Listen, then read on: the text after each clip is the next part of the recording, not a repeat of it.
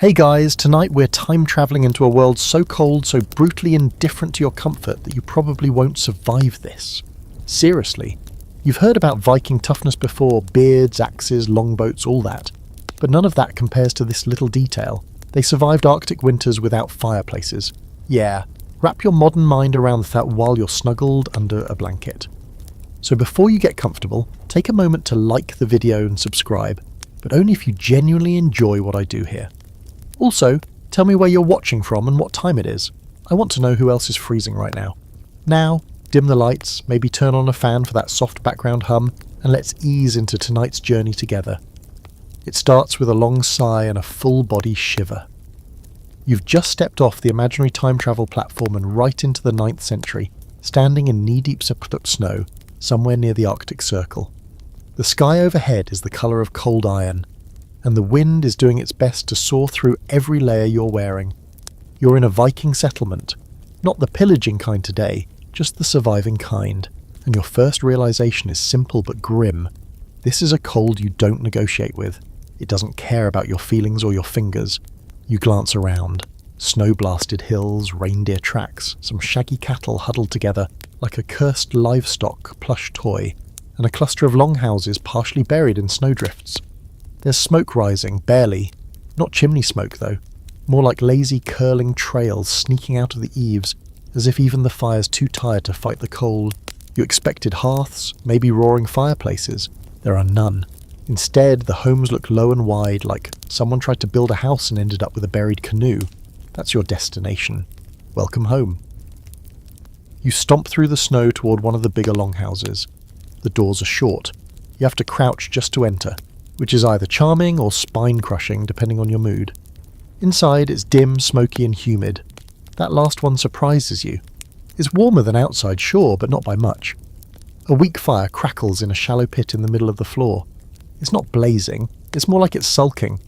You get the sense it knows its role, heat the soup, not the house. There's no chimney, just a small hole above to let the smoke meander out. You inhale and immediately regret it. The air tastes like wet wool, old meat, wood smoke, and about 4 different kinds of sweat. But this is survival, Viking style, and your modern nose needs to get over itself. The room is long, really long. On either side are raised wooden platforms with bundles of animal hides and fur. You spot people wrapped like burritos, sharing body heat, muttering in Old Norse. You also spot chickens, and a dog, and something you really hope is a goat. You settle near the fire pit trying to warm your hands, and a grey-bearded Viking named Hrolfr slides a cup of something hot and mysterious toward you. It smells fermented. He grunts in what you hope is a welcoming tone. This is not a place for small talk. This is a place for endurance. You begin to realise the trick isn't staying warm. It's never letting yourself get too cold. That's a whole different mentality. You ask about fireplaces. Hrolfr looks confused, as if you'd asked why the snow doesn't grow up instead of down. Here's the deal. Viking architecture isn't about maximising heat, it's about minimising loss. The walls of the longhouse are thick, sometimes 4 or 5 layers deep. Wooden frames packed with turf, moss and mud, nature's own insulation. It's more thermos than house. And that fire pit? It's mostly for cooking and ritual. The real warmth comes from shared heat, sealed space and layers of fur.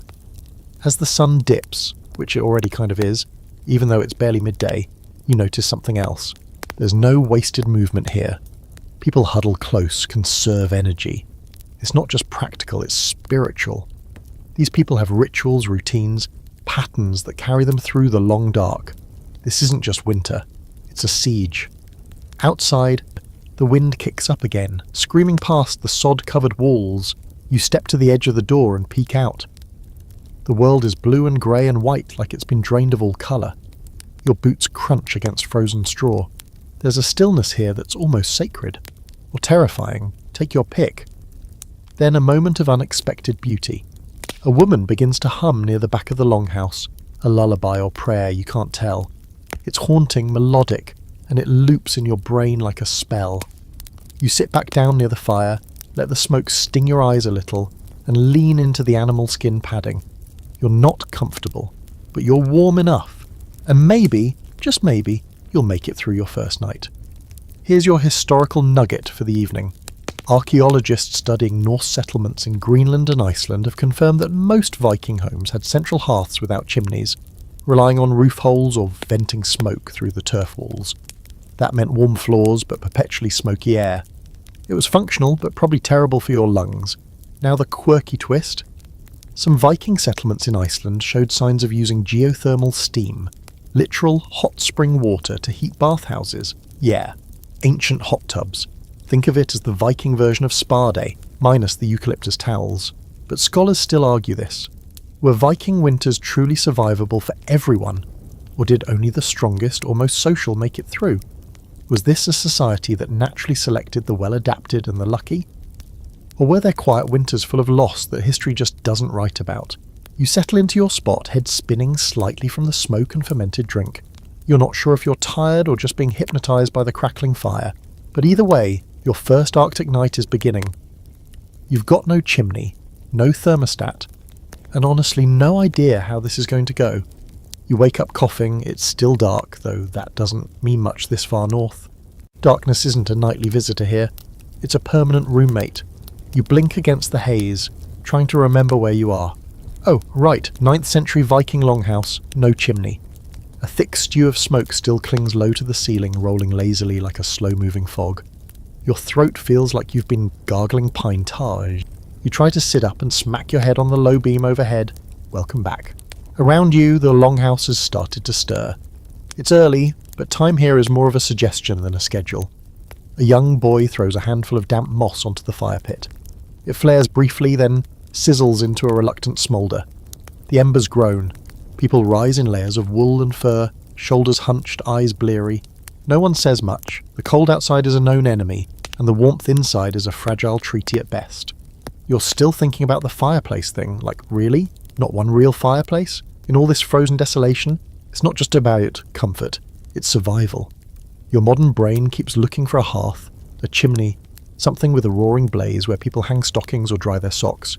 Instead, you get a fire pit that mostly smokes and sputters, and somehow this works. The chieftain's longhouse where you slept is the biggest in the village. It belongs to Adis, a woman with more fur than Nemotion and a stare sharp enough to cut fish. She's already up, sipping something hot and bitter from a horn cup. She notices you shivering and gives a dry smirk. Cold? She says. You nod. She points to the ceiling. Smoke stays up, heat stays down, you stay alive. Then she walks away like she's just solved the theory of everything.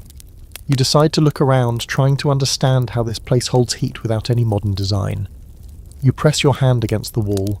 It's slid, a mixture of timber logs packed tight with turf, straw, moss and clay. The outside layer is frozen stiff, but the interior is slightly warmer. Like a really determined sandwich. The thatched roof is sloped low, heavy with earth, designed less for elegance and more for not collapsing under a ton of snow. Turns out, these longhouses are more like buried boats, low profile, wind deflecting and built to retain every precious calorie of warmth. The floors aren't wooden, they're packed dirt, sometimes lined with planks or rushes. In the night you could feel the faintest warmth rising up through them, maybe from trapped body heat or just the insulating layer of animal skins. You think about medieval castles with their cavernous stone halls and grand hearths and realise those were luxuries. Out here, survival is about containment. It's about keeping the heat close, not chasing it up a chimney. You watch as people go about their morning tasks. Someone's milking a goat in the back corner. A boy scrapes frost off a shield hanging by the door. A woman hammers dried fish into flakes to add to a pot of whatever's boiling. Everything is close, tight, efficient. You realise with a jolt that the idea of separate rooms is laughable here. There's no privacy, no bedrooms, no kitchen. Just zones, sleeping zone, cooking zone, goat zone, and all of it designed to share every drop of heat generated by every person, animal and ember. You huddle near the fire pit again and someone hands you a bowl. It's porridge, mushy, warm. It has an earthy flavour you can't place, probably because it includes bark or lichen or something your taste buds weren't designed for. You eat it anyway. Everyone else is. No one wastes energy chewing the fat, literally or figuratively. They eat in silence, wrapped in cloaks, steam rising from their bowls and nostrils. After breakfast, the door creaks open, and a blast of cold punches the room like a ghost with anger issues. 2 men come in carrying firewood, their cheeks red and beards frosted. The logs they drop by the fire aren't your standard hardwood either. These are scrawny birch, some moss-covered driftwood, and bundles of dried peat. Peat is the key. Dug from bogs and left to dry, it burns slowly, smells a bit like dirt tea, and is way easier to store than giant tree trunks. Turns out big wood fires are for people who don't live on the edge of nowhere. And here's the interesting bit. These fire pits aren't meant to heat the whole house. They're used to warm the centre just enough, cook food, maybe boil water. The real insulation strategy is your body heat. Your proximity to other warm bodies. Your refusal to die of exposure. You're not surviving because of a fireplace, you're surviving without one by design. There's another layer to this though. You notice it slowly as you move through the longhouse. The walls aren't straight. The layout isn't linear. Everything curves just a bit.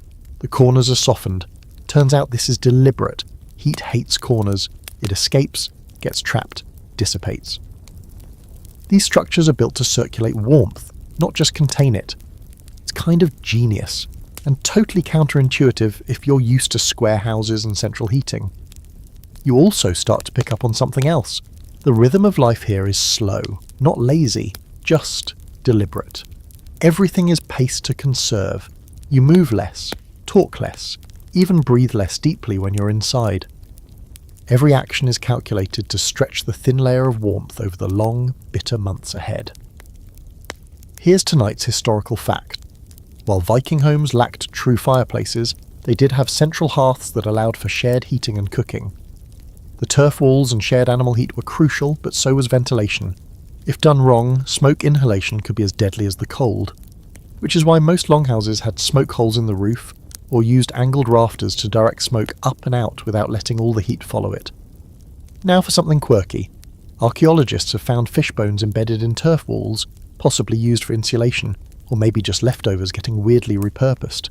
Either way, it worked. Fish walls. Bet your house doesn't have those. And the scholarly debate.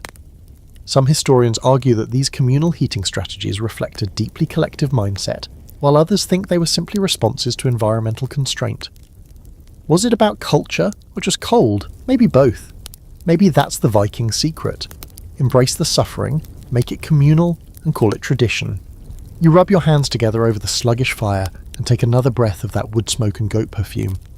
The wind howls outside, dragging snow across the frozen earth like sandpaper. But in here, somehow, you're surviving. No fireplace required. You decide it's time to explore more than just the smoke-choked centre of this survival experiment. You've survived a night, maybe even started to acclimate, though your lungs are still staging a mild protest. The longhouse, as you've noticed, is both womb and a prison, is dark even in daylight, low even when you're sitting, and heavy in a way that makes you feel like you're walking through someone else's memory. You start to understand why so many Norse myths happen in firelight. There's something about this space that feels half real, half dream. The deeper you go into the longhouse, the more obvious it becomes that this place wasn't built for comfort, but for durability. It's less a home in the modern sense and more a life support system. The walls curve ever so slightly inward, as if the house is hunching against the cold. You pass rows of storage bins carved from logs, bundles of dried herbs strung along the beams, and racks of tools and weapons that all look like they could be used to kill a bear or make a stew depending on the mood. And then there's the smell. That deep, earthy musk of turf and timber mingled with sweat, old meat and wood smoke. It's cloying but constant, and now it's beginning to feel almost normal.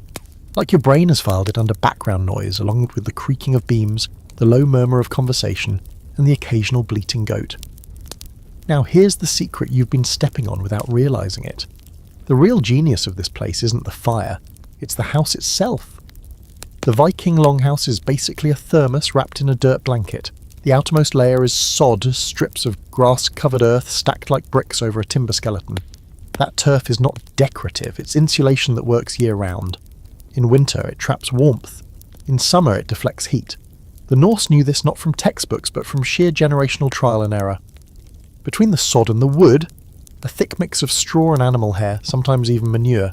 That stuff fills gaps, blocks drafts, and bonus, smells like survival. You're getting up close now, running your fingers along a beam crusted in years of soot. You scrape a little bit away and see something etched beneath the grime. A carving. A rough spiral with runes circling the edge. not decorative, protective. This house isn't just built for warmth, it's built for warding off whatever else might be waiting in the dark. The layout begins to make more sense. The longhouse is divided into zones not by walls, but by purpose. Central fire pit in the middle, flanked by sleeping platforms on either side. At one end there's a storage area where dried fish, salted meat and smoked cheese hang like an edible chandelier. At the other, the livestock pen. You heard that right. Half the house is a barn. You finally peek into that end and, yep, there they are. Cows, sheep and goats packed together like warm, snoring radiators. It's steamy back here, in a weirdly gross and comforting way. You step carefully between piles of straw and other stuff. One of the cows flicks an ear at you, unimpressed. Another is being milked by a teenage girl who doesn't look up as she says, "Careful where you step, Loki likes to kick." You have no idea which animal is Loki, and you're not in the mood to find out the hard way. Here's the thing, this cohabitation isn't gross to them, it's essential. Animal heat, yep, literal body heat, is part of the house's warmth equation. And in the dead of winter, when your own body feels like a half-charged phone battery, a couple of warm cows make a huge difference. Think of it as the ancient equivalent of central heating, if your heater occasionally sneezes hay in your direction. You wander back toward the centre and sit near the edge of the raised platform where a few villagers are darning socks, sharpening blades and repairing fishing nets. It's a little social zone, not lively exactly, but cooperative. People share tools, grumble about snow levels, and pass around a horn of something fermented that hits your bloodstream like a hot brick. One of the old men leans toward you and croaks. You get used to it, the cold, the stink, the way you forget what colour the sky is. You ask him how long he's lived in this house, and he shrugs. "My father built this one. Before him, my mother's brother. We fixed the roof, patched the walls, but the bones stay the same." You're suddenly aware that this isn't just a house, it's an heirloom. A generational artifact still doing its job long after its builders became bones in the ground. You press your hand to one of the beams again, feel the worn grooves where generations have leaned, rested, survived. Here's your historical fact. Archaeological digs in Norse Greenland have revealed longhouses that were over 20 metres long, with thick turf walls and shared animal shelters built right into the structure. This wasn't rare, it was standard design for harsh climates, and it worked. These homes could hold heat and temperatures that would freeze your eyelashes in seconds. Quirky detail of the day? Some of these homes had the partial double walls, gaps between layers of turf and wood filled with straw feathers or even seaweed. It turns out if it's dry and packs tight, its insulations are also kind of salty. Vikings, as it seems, were practical to the point of weird genius. Now, the debate. Some scholars argue that these homes were masterpieces of environmental adaptation, rivaling Roman designs in function if not form. Others insist that their success was more about behavioural adaptation, how people used the space, not just how it was built. Were the houses brilliant, or were the people just brilliant at surviving? You lie back on the furs and look up at the rafters, barely visible in the murky light. The house groans in the wind. Snow pelts the sod roof above like tiny fists, but the cold doesn't reach you here. Not really. The house is doing its job, quietly, stubbornly, with all the charm of an old, creaky thermos that refuses to die. And you start to realise, kind of beautiful. Morning rolls into midday with barely a shift in the light. Outside, the sky still hangs low like a lid, and the wind sharpens its teeth against the longhouse walls. You decide it's time to brave the cold, not because you're some kind of hero, but because your body desperately needs movement. And frankly, you're starting to smell like smoked goat. So you bundle up like a human cabbage, layer after itchy layer of wool, fur, and, surprise, more wool. The process is absurd. First, a rough linen undertunic that feels like sandpaper. Then thick wool trousers, a heavy tunic, another tunic, and a belt to hold it all down. Your feet disappear into hide-wrapped shoes lined with hay. That's right, hay. You wiggle your toes and feel the straw crunch. For outerwear, you're handed a reindeer hide cloak that still smells distinctly like reindeer. No zippers, no Gore-Tex, just ties, pins, and hope. You finally emerge outside, dressed like someone trying to impersonate a snowdrift.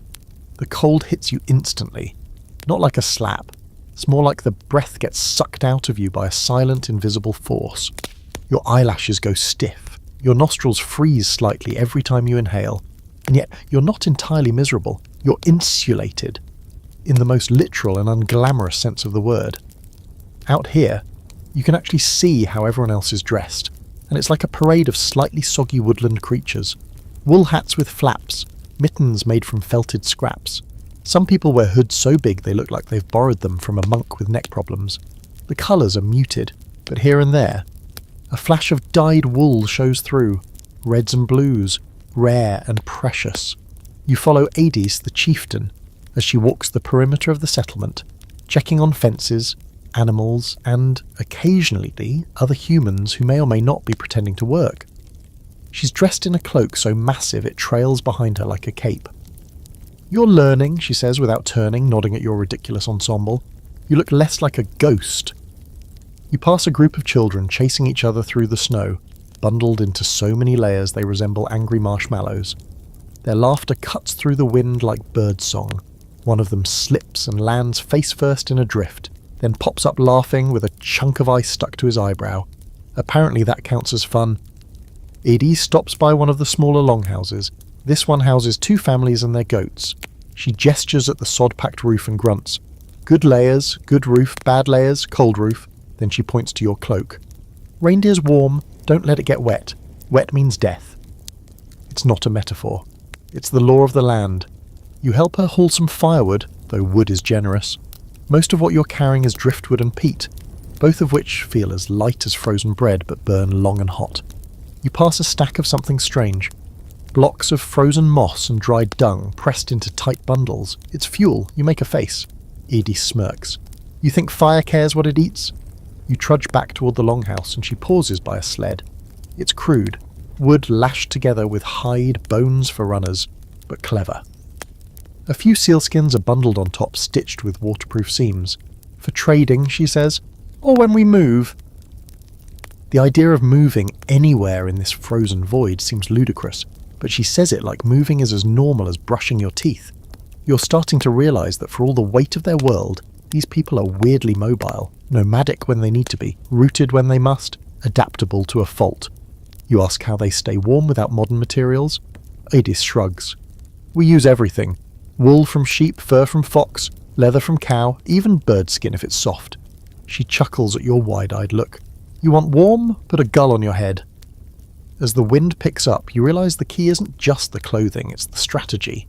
Vikings didn't layer randomly. They used air pockets, loose wool to trap heat, tight leather to block wind, cloaks to create a personal heat bubble. You, meanwhile, are sweating like a liar in court and simultaneously freezing through your knees. You've got the gear, but not the wisdom yet. Back inside, you begin stripping off layers with the careful dread of someone who knows they have to put them all back on later. The re-entry into the smoky warmth feels like crawling into a low-budget sauna. Someone hands you a bowl of hot broth, and the steam fogs your eyebrows. It tastes like fish and desperation, but it's warm and that's enough. Historical fact-check time. Vikings were masters of wool. They bred sheep specifically for dense, warm fleece, and their textiles included a coarse, water-resistant outer layer called vadmal, which doubled as currency in some regions. They felted wool, literally pounding it until it thickened, to make garments that were both flexible and nearly windproof. Quirky fact, Vikings sometimes lined their boots with dried grass or hay to add insulation. Think of it as prehistoric Dr. Scholl's. Some even stuffed their sleeves with moss. Not exactly stylish, but if you've ever been snowed in with soggy socks, you'll understand the genius. The debate? Some scholars argue Vikings didn't suffer much from the cold due to their incredible clothing technology. Others suggest we romanticize it, and that hypothermia and frostbite were common, unrecorded facts of life. The truth likely lives in the margins. Some people adapted, some didn't, and the cold doesn't give participation trophies. You stretch out on a fur mat, feeling the weight of the day settle in your limbs. Outside, the wind growls like a hungry animal, but inside you're wrapped in wool and reindeer hide and a kind of reluctant respect for the people who made this work. You still smell like goat. You still can't breathe properly through your smoke-addled sinuses. But you're warm. For now. You don't remember falling asleep, but you wake up sandwiched between 2 very warm, very snoring bodies. One human, one goat. The human, a middle-aged woman with wild grey hair and a bear-like snore, is dead to the world, curled under a thick fur that smells like old cheese and pine. The goat, meanwhile, is wide awake and staring at you like it knows something about your soul that you don't. You're not sure which is more unsettling. This isn't exactly your idea of cosy, but as your toes wiggle in their hay-stuffed boots and your fingers flex without that brittle, frost-bitten feeling, and you get it. Body heat isn't just a byproduct of survival here. It's a resource, a form of currency. And in this longhouse, warmth isn't private. It's communal. You either share or you freeze. There's no third option. Across the room, another bundle of humans is beginning to stir. A boy kicks off his blanket and rubs sleep from his eyes with mittened fists. A woman reaches over and gently adjusts the fur cloak over a toddler, tucking it around his ears. A dog stretches and shakes out its shaggy coat, scattering a small flurry of dried hay and dust. The longhouse isn't quiet exactly, but its noises are low, muffled, intimate. You've never heard a group of people wake up in unison before. It's oddly comforting. Your own personal space bubble, something you took for granted in your world, is now completely gone, vanished, eviscerated. You're breathing the same air as 20 other people and several animals. You're sleeping shoulder to shoulder, hip to hip. Someone's foot is against your leg and it's not even weird anymore. In the Arctic winter, personal space is a luxury you give up if you want to see spring. There's a rhythm to it too. People switch positions during the night, like a choreographed tangle of limbs. Some sleep near the fire, some at the back, depending on health, age, or even social standing. The elders, sources of wisdom and heat, usually get prime spots. Children are tucked between adults like living heating pads. Infants sometimes sleep directly on the warmest parts of their mothers, wrapped in a fur that's been pre-warmed by someone's lap. You try sitting up and immediately regret it. The air up here is colder, the smoke thicker. It's like the difference between swimming underwater and standing in the steam room. You lie back down. That thin 6-inch difference is the barrier between reasonably warm and questioning your life choices. Rolfer, the grey-bearded man from earlier, gives you a knowing look from across the room. "Still alive?" he grunts. You nod, coughing slightly. He smiles, a rare event that cracks the lines in his wind-burned face.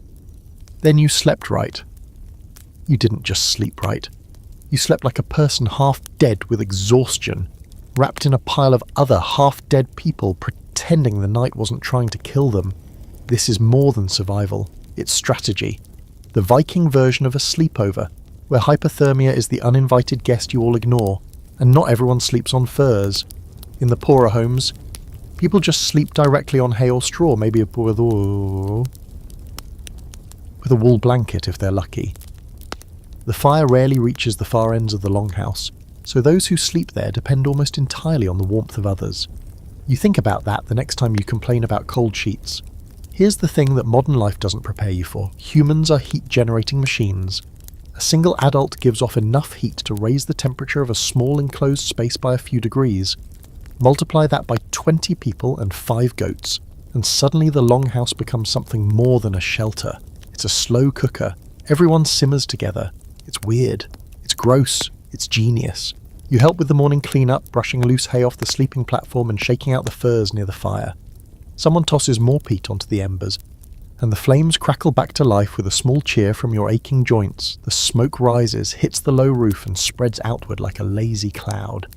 A few people cough. Nothing new. Their lungs have been marinating in this stuff since birth. As the longhouse fills with motion, you notice the unspoken rules of proximity. No one sleeps alone unless they're quick.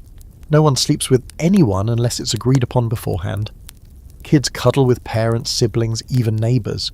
It's less about relationships and more about thermodynamics. And as you notice a baby nestled between an old man and a young girl, you realise this is how humanity used to survive. Not by comfort, by community. Historical timeout. Studies of Viking-era settlements show consistent architectural design that prioritises centralised heating and communal sleeping arrangements. Even in large households, the sleeping quarters were shared spaces. Fewer walls meant less heat loss. This wasn't just practical, it was cultural. Norse society revolved around the group, not the individual. Now, your fringe fact. In some parts of medieval Scandinavia, winter weddings were scheduled not for romance, but for warmth, literally. More people in one room meant a warmer space. So yes, it's entirely possible that your wedding night included the bride, the groom, and Aunt Sigrid snoring 3 feet away. And tonight's scholarly debate? Some argue the communal sleeping model was a necessity born of climate. Others think it reflected a deeper social cohesion, one where privacy was less valued than interdependence. Either way, it's clear that for Vikings, warmth wasn't a personal achievement. It was a shared responsibility. You finish shaking out a heavy reindeer pelt and drape it back onto the platform. The fire glows faintly, casting flickering shadows across the beams overhead. Someone starts humming a low tune while stirring a pot of morning porridge, and another cracks open a small barrel of dried apples. The longhouse breathes like a single organism, slow, smoky, and stubborn. Outside, the sky is still iron grey. You pull your cloak tighter and look around at the sleepy faces, the steaming bowls, the goats chewing contentedly by the door. It hits you, quietly but clearly, in a place where the cold kills without warning. Survival isn't about how strong you are, it's about how close you're willing to get to the people around you, and maybe the goat. The next time you step outside, it's mostly because your eyes are starting to sting from the permanent cloud of smoke inside. Your cloak is damp from breathing, and your inner layers smell like boiled wool and last night's dinner. But as you crack open the longhouse door and the outside air rushes in, sharp, dry, almost surgical, you immediately question your decision. It's not just cold, it's mythological. The kind of cold that makes your teeth ache, even when you're not smiling, which you're definitely not. But as your boots crunch down onto the snow-packed earth, you realise something else. Silence. Not the kind that feels peaceful, but the kind that sounds like everything around you is holding its breath. There's no birdsong, no rustling of trees. Even the wind is subdued, sneaking low along the ground like it's afraid to make a scene. You walk the perimeter of the settlement again, tracing your steps from earlier. But now, instead of just observing the snow-covered roofs and fur-draped fences, you're noticing how every structure is playing a part in survival. It's like someone designed this place with a single command. Don't let the heat escape. You stop in front of a small rounded outbuilding. Looks like a buried beehive. One of the villagers sees you staring and walks over. Her name's Inga, and her nose is red enough to suggest she's been outside for too long. Storage hut, she says, built like a womb, warm inside. She beckons, and you duck through a squat entrance dug into the snowbank. Inside, you're hit with the rich smell of old grain, dried meat, and something tangy that might be fermented turnips. It's small, barely taller than you, round and completely encased in turf. No corners, just a tight circular shape meant to trap warmth like a cup holding steam. The walls are packed with snow on the outside but lined with straw, and hide on the inside, creating a thick, crude insulation that somehow works better than you'd expect. We sleep here sometimes, Inga mutters, pointing to a mat of hay and skins, when the wind's bad or the roof leaks. You glance up, there's no fire pit, no heat source at all, just trapped warmth lingering from a body that left hours ago. It's astonishing. This isn't just a storeroom, it's a pressure-sealed panic room made from dirt and instinct. You duck back outside and notice something else. Every structure in the village, from longhouse to latrine, is dug partially into the ground. At first glance, it looks like poor construction. But now you understand, it's smart. The earth holds heat. Build low, build half-buried, and the ground helps shield you from the cold. Above ground is a freezer. Below is a blanket. Back at the main house, you wander around the exterior. You run your hand along the turf-covered wall. It's frozen stiff on the outside but dry underneath. This turf has been stacked and maintained like bricks. Whole families spend summers harvesting and curing these thick chunks of earth to use during winter. You've never seen dirt treated with such reverence. You duck into a nearby shed where a man named Catil is repairing a set of skis made from curved ashwood. He's hunched over the bindings, using sinew like thread, his fingers red but steady. "These will get me to the fjord," he says, "even if the world freezes." You laugh, but Catil doesn't. He means it. The skis aren't recreational, they're transport. If you want food in winter, you don't wait for it to walk into your longhouse. You go get it. And if you're going to go get it through snow that swallows a man whole, you need skis, sleds, and knowledge of terrain that's half frozen, half forgotten. Catil nods toward the longhouse again.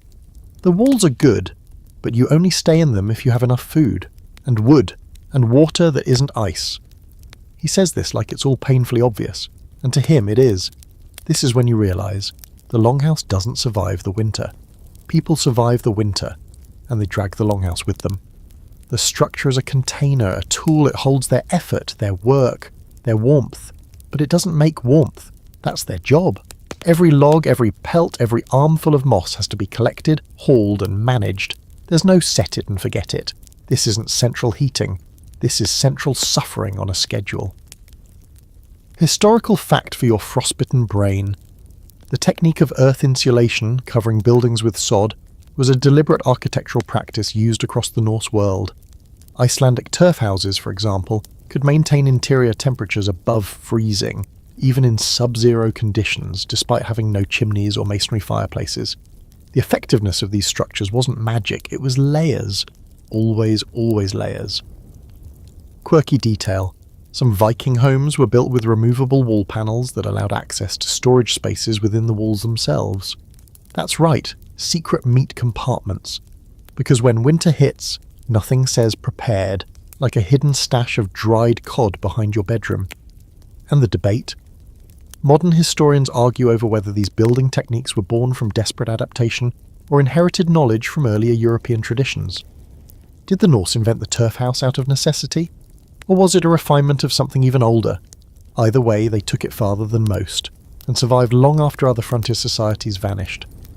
As you step back inside the longhouse, no melting in clumps off your boots, you suddenly feel it in your bones. Not just the warmth, but the intentionality of it.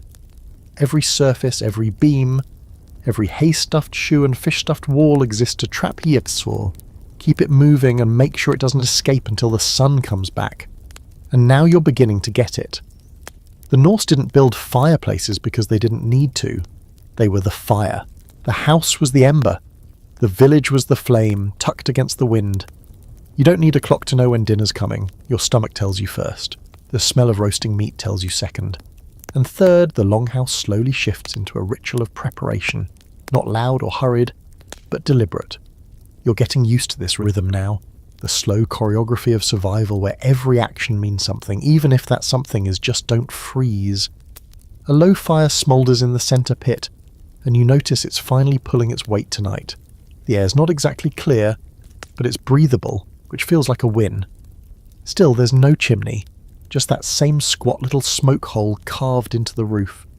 The smoke drifts up in ghostly ribbons, hits the rafters, then either escapes or settles back down to sting your eyes like a passive-aggressive roommate. You sit near the fire alongside a few others, Hrolfa, Inga, a couple of small kids who've been chewing on strips of dried something for the last hour, and watch as a pot is lowered into the coals. It's a stew, you think, or a soup, or possibly both and neither. The scent is meaty, but not in a way you can immediately identify. There's a note of fish, a note of root vegetable, and something vaguely gamey, like boiled squirrel with ambition. You ask what's in it. No one answers. That's the first warning. A teenage boy eventually grins and offers you a bite of something roasted on a stick. It's dark, crispy, and smells smoky with a hint of salt. You take it. You bite. You chew. It's chewy, really chewy, like rubberized bacon but with a hint of guilt. You manage to get it down and nod politely, even though your taste buds are filing a formal complaint. It's seal, the boy says. Tough, good in winter. Then he shrugs and eats a much larger piece without blinking. You've never been more aware of how spoiled your modern taste buds are. But calories are calories, and out here, calories mean survival. They don't cook for taste. They cook for heat, energy, endurance. And that means meat, any meat, gets dried, smoked, boiled, fermented, or sometimes all of the above. You spot someone tossing a hunk of peat into the fire to keep it going. You also notice the fire pit is no bigger than a small table. It sits right in the middle of the floor, surrounded by flat stones. No chimney, no metal stove, no elaborate setup. Just rocks, a pit and fire. You've seen bigger birthday cakes, and yet this little fire does it all. Heats the stew, warms the air, dries out toast socks, and occasionally smokes out an unlucky squirrel living in the thatch. It's stubborn, finicky, and absolutely essential. But let's be real. It's not doing a great job warming the house. Not really. At best, it keeps the worst of the cold at bay. That's it. No toasty evenings by the fire here. Just one more thing standing between you and frostbite. You've been wondering why they never just built better fires. Bigger fires? Why not a stone hearth? A chimney? Something more efficient? You ask Hrolfa, who gives you the same look your grandfather gave you when you asked why his TV still has buttons. Chimneys let heat out, he says. Smoke goes out, heat follows. He gestures upward, where the smoke is curling toward the dark, soot-streaked beams. Better to choke a little than freeze. Turns out they weren't ignorant. They knew how to build chimneys. The Romans had them. Other Europeans had them. But the Norse, they made a choice. They didn't want all that hard-earned heat escaping just to make the air a little easier on the lungs. You sit with that a moment, blinking through the haze, and realise just how different the survival math is here. They didn't build for comfort. They built for conservation. You look around the room and notice something else. The rafters are black. Not dark. Black. Centuries of smoke have coated the beams in a layer of soot so thick it looks like velvet. It absorbs light. It eats shadows. It's beautiful and terrifying all at once.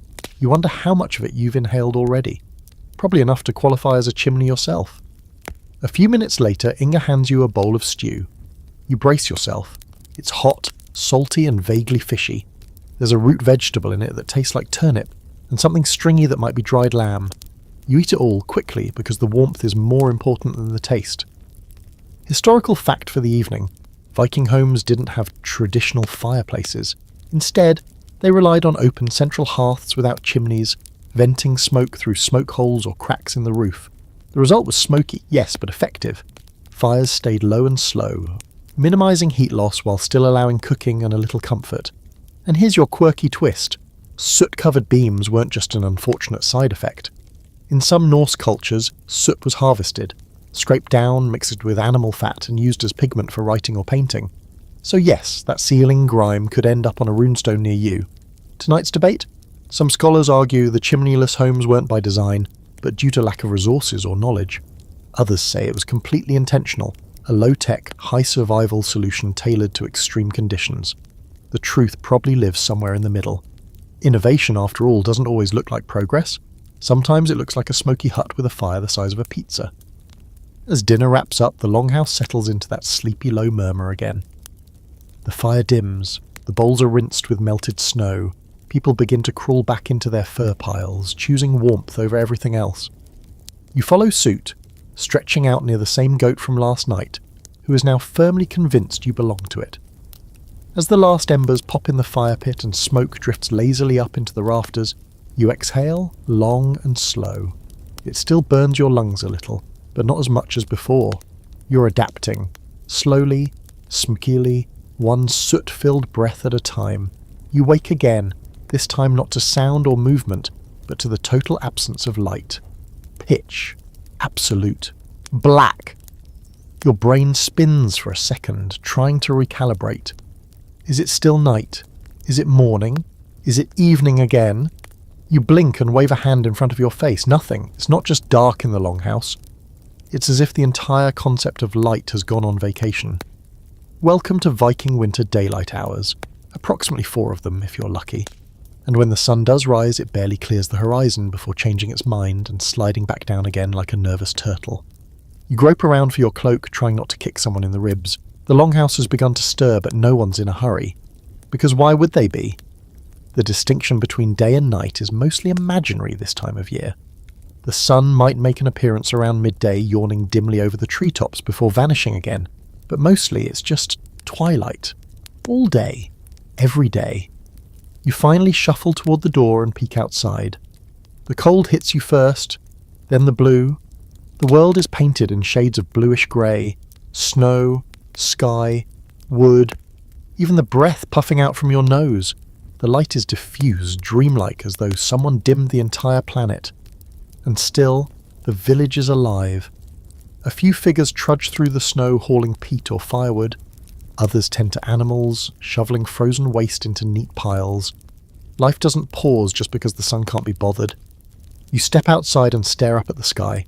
No real sunrise, just a gradual undarkening. A sort of apology from the heavens that says, "This is the best I can do right now." Inga joins you, tugging her wool hood tighter around her face. "Too dark?" she asks, though it's less a question and more of a shared complaint. You nod, and she grunts. Gets better in 3 or 4 months.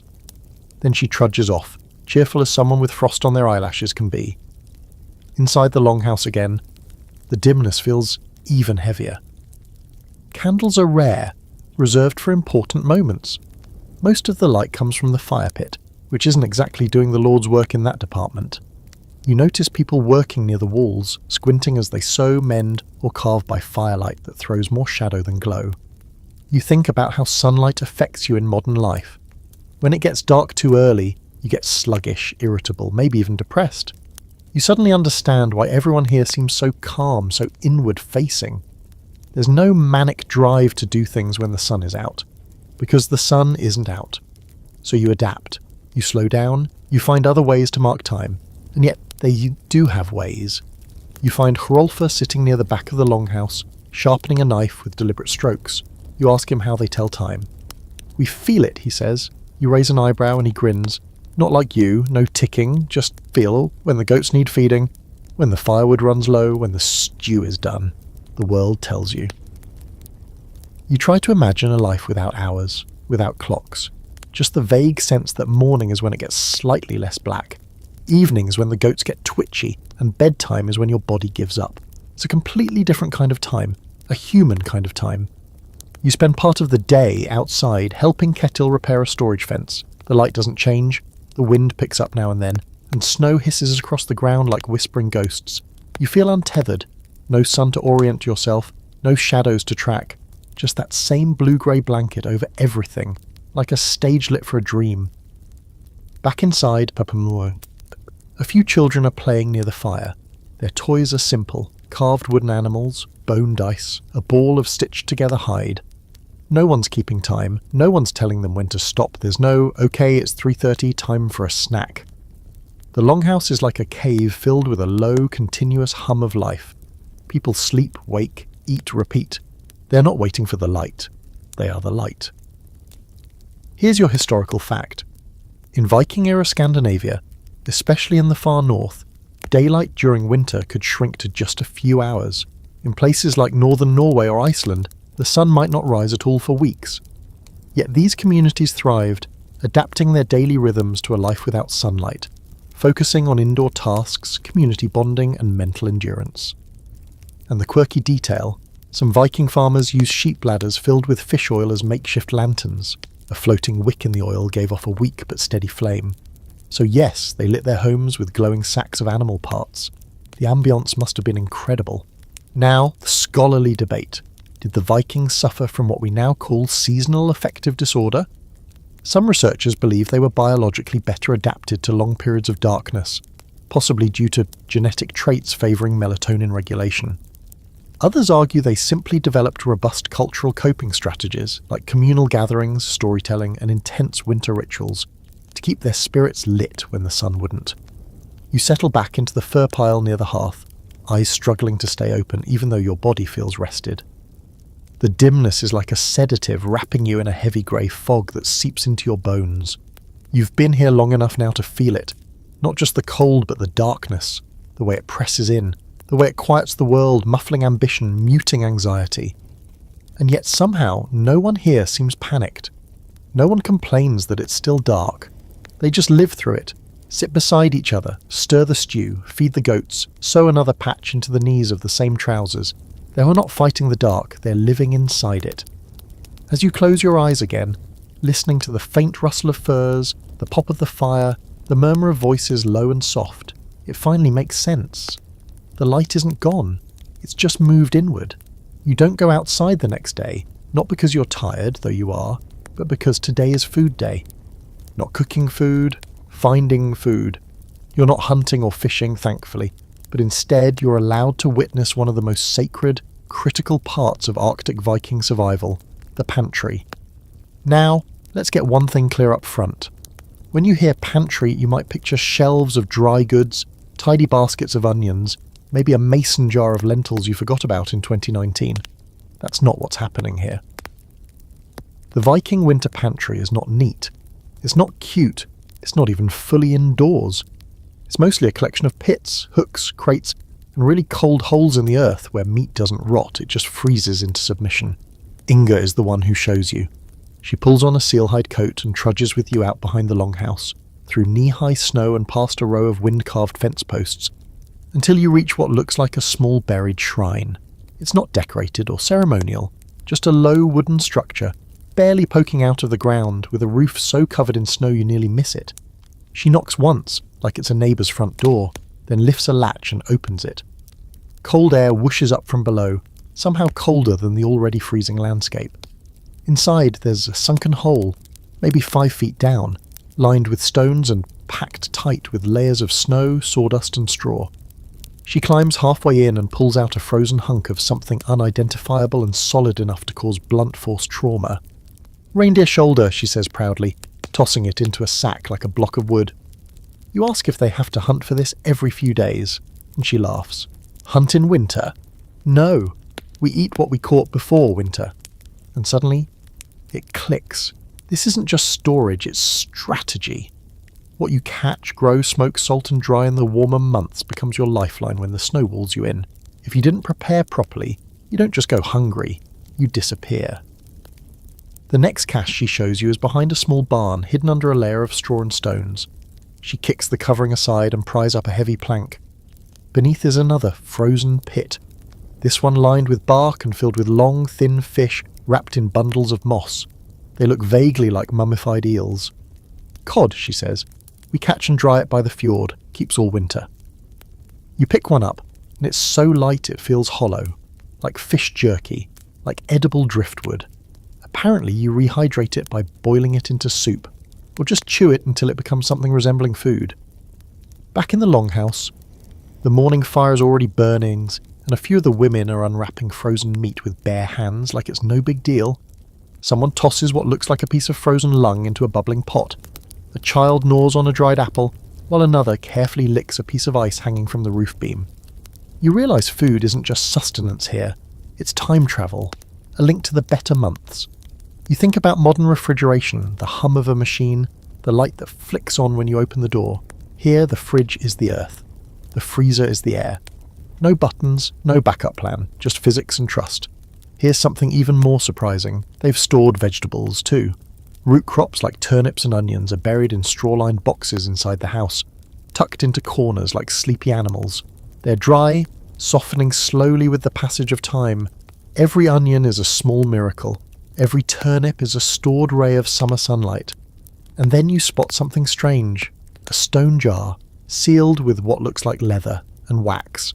Someone notices you eyeing it and grins. "Pickled sheep's testicles," he says, and then, dead serious, adds, "very sour." You back away slowly.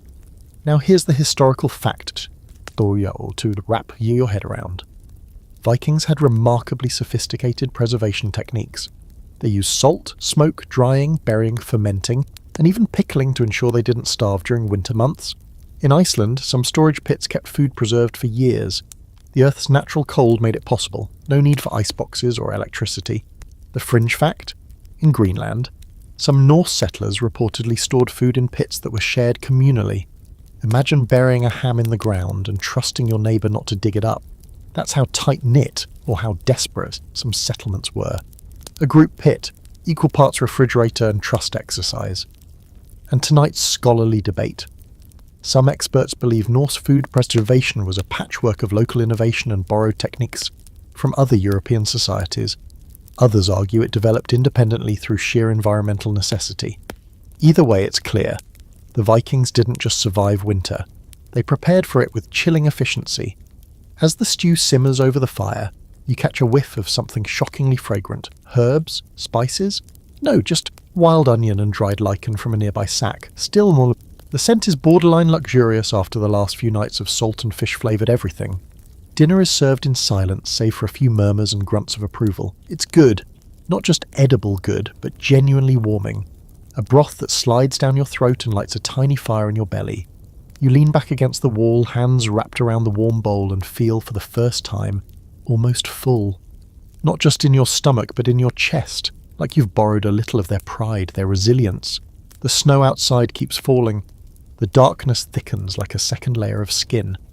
But tonight, the fire burns brighter, the stew tastes better, and the longhouse hums with the quiet sound of people who've learned how to survive not by fighting winter, but by feeding themselves enough to face it again tomorrow. It's late when they offer you the shark, You've already sat through a surprisingly enjoyable meal of stewed reindeer with a hint of something vaguely green and edible. You were considering crawling back under your furs and pretending you didn't exist. But then Hrolfr appears in front of you, holding out a small wooden dish, and says with a perfectly straight face, "Try this, special." You look down and immediately wish you hadn't. It's a few cubes of meat, greyish, damp-looking, and glistening slightly, like they've been sweating out their own opinions. The smell hits you a moment later, sharp, acidic, and somehow fishy and chemical at the same time, like ammonia met low tide and decided to get experimental. You look up at Hrolfr. He's smiling. That alone is a bad sign. Inga is across the fire, grinning. "Hakal," she says, like she's naming a beloved uncle. "Fermented shark, very strong, very healthy." You glance around, expecting someone to shout, "Just kidding," but no one does. This is not a prank. This is a delicacy. You pick up a cube between your fingers and bring it closer to your mouth, and the smell gets worse. You hesitate. Someone starts a slow clap. You're not sure if it's supportive or mocking. You shove the cube into your mouth and chew, and instantly regret every decision you've made in your entire life. The taste is not a taste. It's a sensation, like licking a sweaty boot that's been soaking in cleaning fluid. Your eyes water, your throat clenches, your brain screams, but your body knows better. Swallow or die. You gulp it down with the dramatic flair of someone jumping into a frozen lake. The room erupts in laughter. "Good, yes?" Hrolfr says, completely deadpan. You cough and nod. "Very fresh," you manage. Fermented shark is more than just food, it's tradition. And in the Norse Arctic winter, tradition is half the reason people stay sane. It turns out the Vikings had a whole menu of preserved delicacies, designed not for flavour, but for function. Shark, of course, couldn't be eaten fresh. Greenland shark contains toxins that will wreck your nervous system. So instead, they buried it in gravel for several weeks and then let it rot gently in the open air. Because sure, why not? You're handed a cup of something to chase it down. It's a bitter brew, more medicine than drink, brewed from herbs and roots and possibly vengeance. It clears your sinuses and dulls the pain in your throat. A woman named Aslaug pats you on the back. "Now you're Viking," she says, smiling like you just passed your final exam. You try to process what just happened, but the room is already moving on. More food appears, dried fish, slices of cured lamb, pickled root vegetables so sour they make your jaw ache. One of the children is chewing happily on a hunk of whale blubber like it's a fruit roll-up. No one complains. No one acts like this is strange. It's not strange, it's necessary. That's when you realise winter food isn't about flavour. It's about survival. Preservation. Calories. You don't cook for pleasure, you cook for fuel. Every dish is an answer to a problem. How do we keep meat from rotting? How do we store fat through the dark months? How do we make something last when nothing grows? Hrolfr explains how they smoke meat over slow-burning fires with herbs, not for taste, really, but to keep flies away. How they salt fish until it's too dry to chew without soaking, but it never spoils. How they pack butter in birch bark and store it underground until spring. You think back to your own fridge. The labels, the expiration dates, the security of knowing you can replace anything with a 5-minute trip to the store. Here, everything is irreplaceable. If you lose it, you don't eat. And if you don't eat, you don't last the winter. Here's your historical fact. Hakal, the infamous fermented shark dish, has its roots in necessity. The Greenland shark is toxic when fresh due to high levels of urea and trimethylamine oxide, but the Vikings learned to neutralize it by burying the meat and allowing it to ferment. It's still eaten in Iceland today, often served with a strong spirit called brennivine, a nickname Black Death, to help it go down. Now for the fringe fact. There's evidence some Viking communities used fermented dairy, cheese and even soured milk stored in animal stomachs, as portable protein. Some of it was so sour it was considered an appetite suppressant. Imagine carrying a bag of yogurt that could double as a weapon. That's Viking snacking. And tonight's scholarly debate. Did the Norse develop fermentation and preservation independently, or borrow it through contact with Celts, Slavs and others? While similar food preservation methods existed across ancient Europe, the Arctic versions pushed the boundaries using volcanic vents, glacier caves and salt marshes in creative ways. Some argue it was innovation, others sheer desperation. As you sit with a stomach that's half numb and half afraid of what's coming next, you begin to appreciate the quiet resilience baked into every bite. The willingness to eat what no one else would, the defiant creativity, the brutal efficiency. You might not want another cube of hakal ever again, but you respect the hell out of it. The fire dies down to coals, casting the longhouse in a flickering amber haze. Around you, people yawn, stretch, and settle back into their fur nests. A few snores begin. A goat wanders past, nudges your leg, and flops down beside you. You pull your cloak tight and lie back, the taste of ammonia shark still lingering faintly on your breath. It's horrible, it's unforgettable, it's tradition, and somehow in the middle of all this cold, all this dark, all this madness, you're starting to feel full. You've been warned ahead of time. Hrolfa gives you a look, half serious, half gleeful, and says, "Tonight, you bathe." You think, okay, great, finally. The smoke, the sweat, the ever-present tang of goat, maybe now you'll come out the other side smelling less like a fur-lined chimney. But no one tells you what bathing actually means here until you're already ankle-deep in snow, trudging toward what looks like a moss-covered mound at the edge of the settlement. The door is small, barely wide enough to crawl through, and as you step inside it's like entering another planet. A wave of thick, wet heat slams into your face, fogging your eyes, filling your lungs. The walls are stone, low and beaded with condensation. Steam rises from a wide, shallow pit in the centre, where rocks, blackened and cracked, glow faintly red under a thin layer of water. A woman tosses another ladle of water onto them, and the room hisses like an angry serpent. This is the bad stover, the Viking steam bath. No soaps, no lavender scrubs, just fire, rock, water and sweat. You're handed a ladle and pointed toward a bench. And then, in the most unceremonious way possible, people start stripping down. Let's pause here. You've been mentally preparing to bathe, yes, but you are not prepared to be naked with strangers in a steamy cave while someone pours boiling water onto rocks 3 feet from your toes. But you realise quickly that modesty is a luxury people drop when it's kuntundergeet outside and frostbite is a real threat. This isn't a spa, it's a system, a rhythm. You shed your layers, slowly, regretfully, and step onto the bench, gripping a wooden ladle like it's your only defence against the creeping vulnerability of your own unclothed self. Someone hands you a bundle of twigs, birch branches tied together. Hit yourself, they say. Good for skin. You do. Lightly at first, then more confidently. It feels absurd and oddly satisfying. The skin prickles. Blood returns to places it hasn't visited in days. The steam fills your head. Your pores open like blooming moss. Your lungs burn a little, but it's a welcome kind of burn. You haven't felt this clean since ever, actually. Not this kind of clean, not earth clean. You're sweating out the soot, the smoke, the strange, unspoken heaviness of cold. And then Hrolfa stands up, nods and says, "Time for cold." You don't ask what that means because you already know, and your body is already screaming no. The exit is fast, the cold is faster. You burst through the low door, barefoot, wet, steaming like a roast chicken. Snow hits your feet, then your legs, then your lungs. You stagger. You shout. You may or may not curse every Norse god you've ever heard of, and then you dive into a snowdrift. Because apparently that's what you do after steaming your soul out of your body. Everything goes numb in 2 seconds. Then it starts to tingle. Then you feel more alive than you ever have. Your heart is pounding so hard it echoes in your ears. Your skin burns with cold and memory and something almost like joy. You look up at the sky, clear for once, stars blinking down at you like distant fires, and laugh. You don't mean to, it just escapes.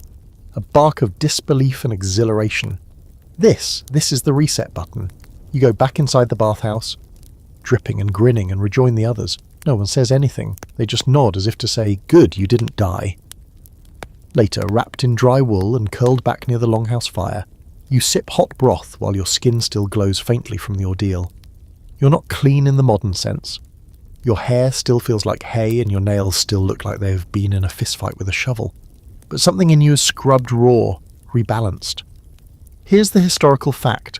Norse bathhouses were real and widespread. Archaeological evidence from settlements in Iceland, Greenland, and even parts of Norway shows that steam baths were part of regular life, even in the coldest months. Some were built near geothermal springs, others heated with fire-warmed stones. Cleanliness wasn't just practical, it was spiritual, ritual, social.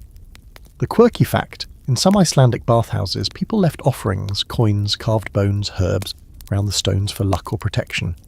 Bathing wasn't just about hygiene, it was seen as a kind of purification ritual, a way to reconnect body and spirit when the world outside was frozen over. And the open debate, how often did Vikings really bathe? Some say once a week was standard, especially in Iceland, where geothermal energy made baths more accessible. Others argue it was far less frequent in mainland settlements due to firewood scarcity. Still, the mere existence of bathhouses in winter says something radical. Even when the world is buried in snow, people still made time to feel clean, to feel human. You lean back, furs tucked around your shoulders, and let the warmth sink in. Your body feels like it belongs to you again. The longhouse smells slightly less offensive now, or maybe you're just numb to it. Either way, you understand why these people make the effort. Why even when fuel is precious and time is short, they carve out a place to sweat and shiver and remember what warmth really feels like. Outside, the snow falls softly, slowly, like feathers from a sleeping sky, and inside you feel new. You're still glowing faintly from the bathhouse incident when you realise something's shifting inside the longhouse. The usual rhythm, the murmured conversations, the low clatter of tools, the gentle coughing and occasional goat noise, is changing. There's a buzz in the air now, like static before a storm, except instead of lightning, it's celebration. People begin to move with purpose, furs are shaken out, ale barrels are rolled in from the cold, Hrolfa and Idis talk in hushed tones near the hearth, and someone's cleaning the soot off a carved wooden idol of Thor that normally just lurks unnoticed in the corner. You're not sure what's happening, but it's big. And, as usual, no one's explaining it to you. So you ask Inga, who's stacking bundles of kindling with more focus than usual. She looks up, surprised. "Midwinter's night," she says. "Tonight we honour the gods." You raise an eyebrow. You've been here long enough to know honour can mean anything from quiet prayer to animal sacrifice to dancing in your underwear in the snow. She sees the concern on your face and grins. There will be mead and songs and meat. Then more seriously, and we ask for survival.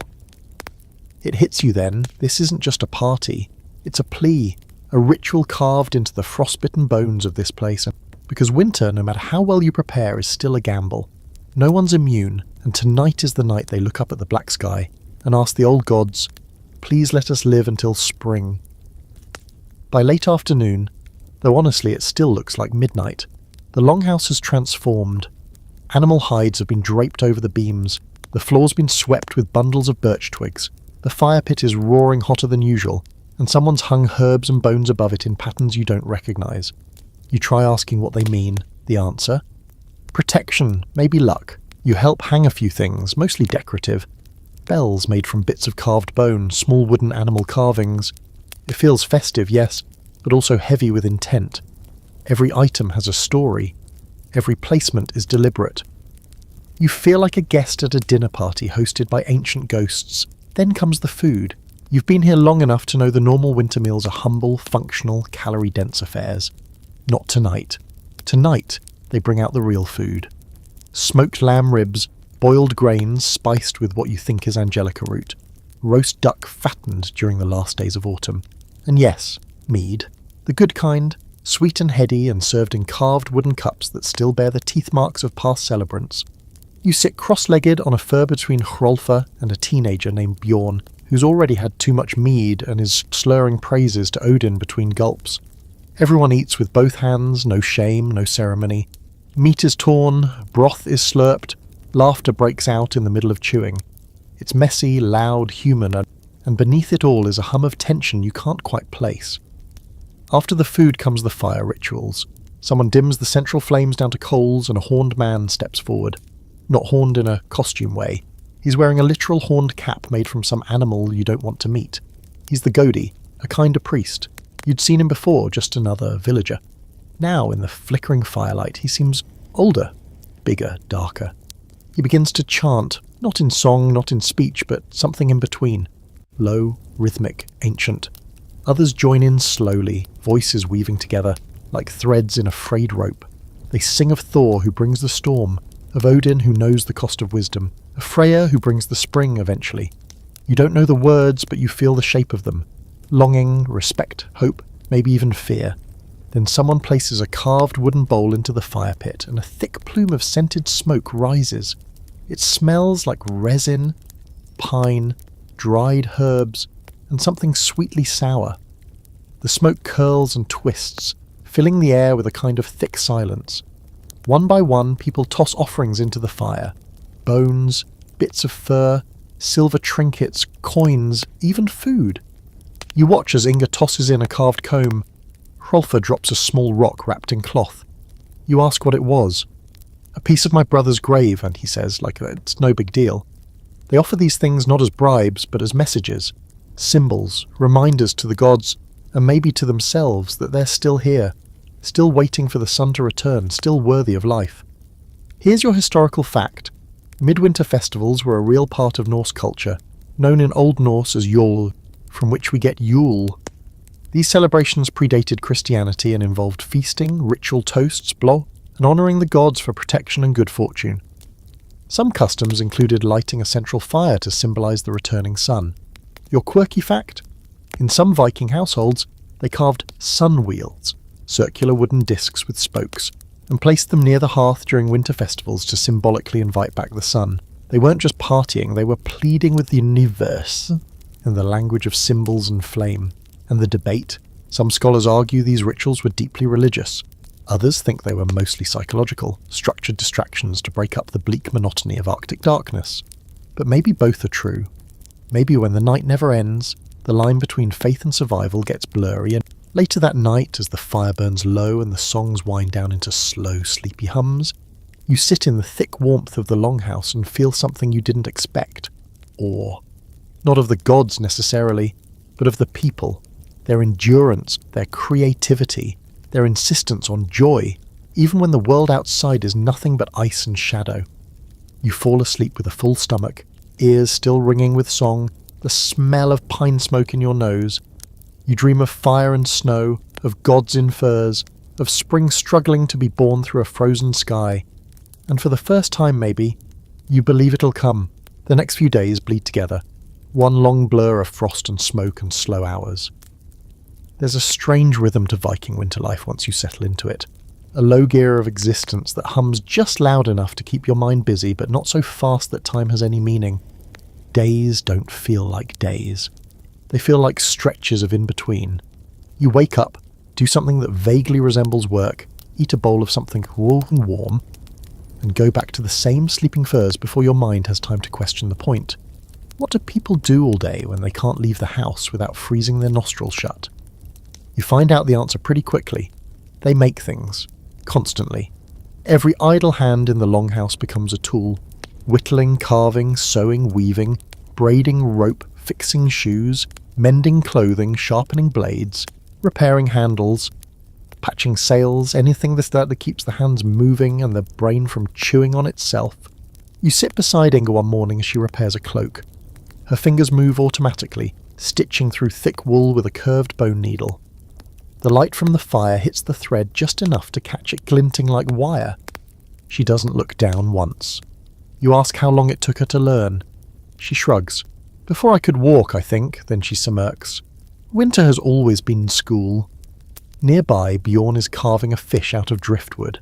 It doesn't serve a purpose, at least not a practical one, but his hands are busy, his eyes are focused, and his humming keeps the silence from swallowing the room. Someone's weaving cordage in the corner. Another is braiding hair. Not out of vanity, but because it keeps it from freezing into knots later. You try your hand at a few things. They hand you a cracked spoon to sand smooth, then a length of wool to twist into thread. Your fingers cramp fast. Your patience fails faster. But it's not about speed. It's about continuity. Moving, making, repeating. The tools here aren't just physical, they're mental. Without them, winter becomes a trap. The children are just as busy. When they're not sent outside to run lapped in the snow for warmth or to check the goats or fetch water, they're taught to work. Tiny needles for tiny hands, carving practice with dull blades. Even the toys they play with become lessons.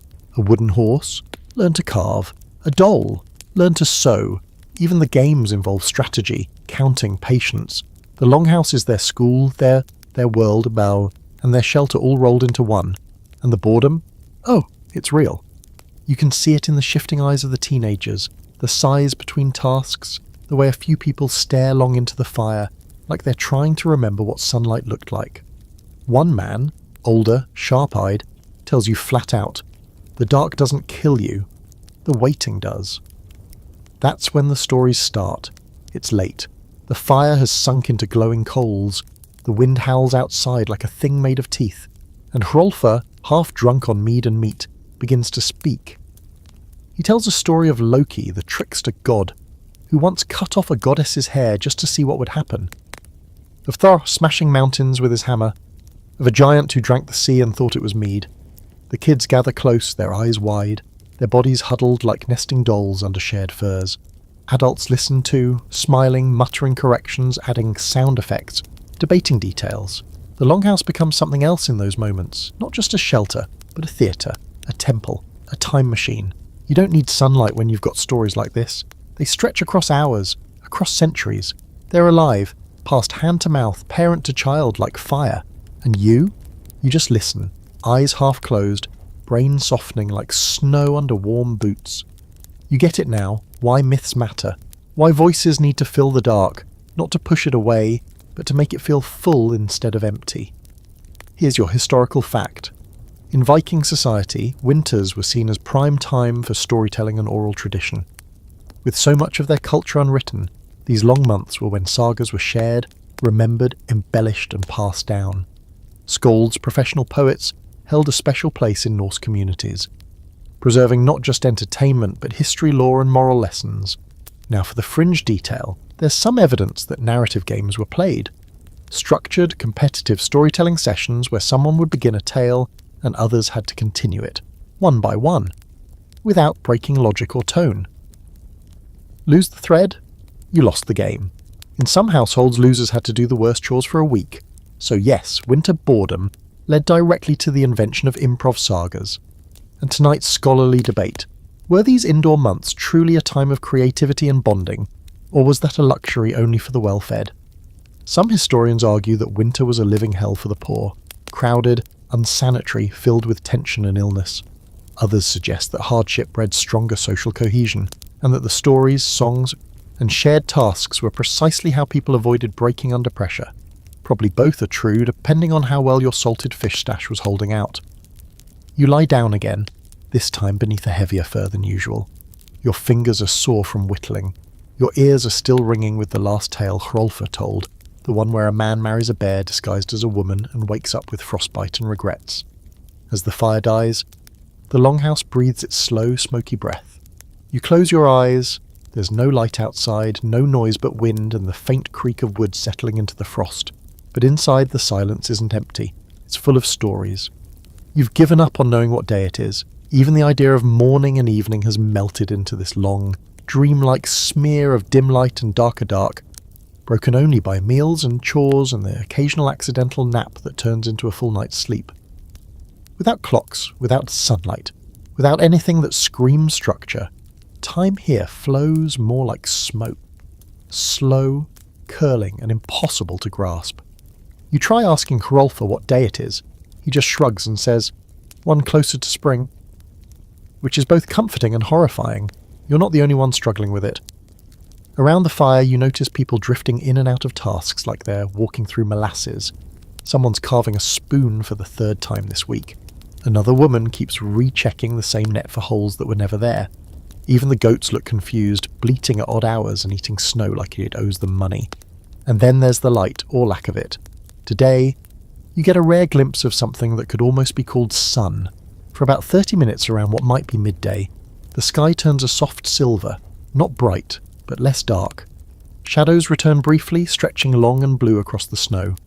A few people step outside just to stand in it, like it's warmth itself. You do too. You turn your face upward, close your eyes and feel, well, not heat exactly, but presence. Proof that the sun still exists, still cares just a little. And then it's gone again, like someone flicked off the switch and left you in the cold. That's when you learn about timekeeping the Viking way. Forget sundials, they're useless here for months. Forget hourglasses, no one has the luxury of wasting sand. Out here, time is marked by routine, by tasks, by changes in temperature, hunger, or the way smoke moves through the longhouse. Adis shows you her method. She keeps a thick knot of braided cord by her bed, with beads woven in at intervals. Each bead, she says, for a task or prayer. She touches one. Firewood, another. Animals, another. Evening meal. It's not a clock, it's a rhythm. And she doesn't count hours, she counts the world around her. Others mark time in different ways. One man tracks the wax drips on a single candle. A woman places stones near the hearth and moves them slightly after each completed chore. A boy scratches tally marks into the beam near his bed, 25 and counting, though he's started drawing little animals between them out of boredom or madness. You ask how they know when it's time to do anything. The answer is always the same. We just know. You don't. At least not yet. Your internal clock is fried. You're tired when you wake up and alert when everyone else sleeps. Your body craves the bright, scheduled world it came from, alarms, deadlines, daylight. But slowly, painfully, you're learning to trust something older. Your stomach becomes a clock. Your fingers, sore from use, tell you when it's time to rest. The rhythm of chores, of feeding animals, of stoking the fire, all of it becomes a kind of pulse, not mechanical, biological. And you start to notice that in the quiet of the longhouse time feels different. Slower, yes, but also more present. When there's no rush, no bells or dings or calendar alerts, you begin to feel each moment instead of racing through it. You spend a long afternoon, or maybe it's morning, helping Inga dye wool with lichens and ashes. The process is slow and quiet. Mix, stir, wait. Let the fibres soak. Pull them out, hang them. Wait again. No one rushes, no one even talks much. But the work gets done. Time moves, not in ticks, but in tides. Later you sit by the fire and carve lines into a block of wood, your own calendar maybe, or a piece of something that feels like sanity. You don't know what day it is. You don't even know if it matters. But for the first time, you're not counting down, you're just counting. Here's your historical fact. Viking societies didn't have mechanical clocks. Instead, they used natural time markers, sunlight, moon cycles, seasonal shifts, and communal routines. Some used only primitive sundials in warmer months, called solskugafjöl, literally sun shadow board. But in winter, such tools were useless, and time became a social construct more than a mechanical one. Now for the quirky bit, there's evidence that some Norse households used time lamps, oil lamps marked with notches or tied cords to indicate how long they had burned. A kind of candle clock without a clock. One archaeologist even suggested that certain carved bones with dots may have been personal timekeepers, literal bone calendars. The scholarly debate. Was Viking timekeeping structured or improvisational?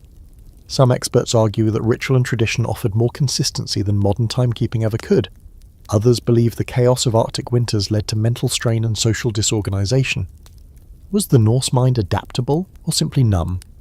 You sit by the fire long after the others have gone to sleep, the glow casting warped shadows up the beam. You stare at the embers and wonder how long it's been since you last saw a clock. A calendar, anything with numbers, and then you realise you don't miss them. Here, time isn't something you track, it's something you inhabit. You pull your furs tighter, stretch out on the sleeping platform, and close your eyes. Somewhere in the back of your mind, the modern world still ticks and tocks away. But it's distant, faint, like a voice down a long tunnel. And here in the dark, your heartbeat is enough. You can't help but laugh the first time you see it. Two kids sliding full speed down a snow-covered hill on a flat piece of bone. One of them is screaming with joy, the other looks like he's preparing for death. And neither has any intention of stopping before they slam into the pile of firewood at the bottom, which they do, with a crunch. And then they both roll over, laugh hysterically, and start dragging the bone sled back uphill. This isn't what you expected from Viking childhood in the Arctic. You pictured something more solemn, more grim. Children solemnly sharpening knives by firelight or carrying buckets of goat urine through snowdrifts, not wiping snot off their faces and hurtling into solid wood like tiny lunatics. And yet, here they are, making winter their playground. Idis sees you watching and smirks. Better they break an arm now than their necks later. That's the Viking parenting philosophy in one sentence. It turns out that, yes, Viking kids worked. Hard.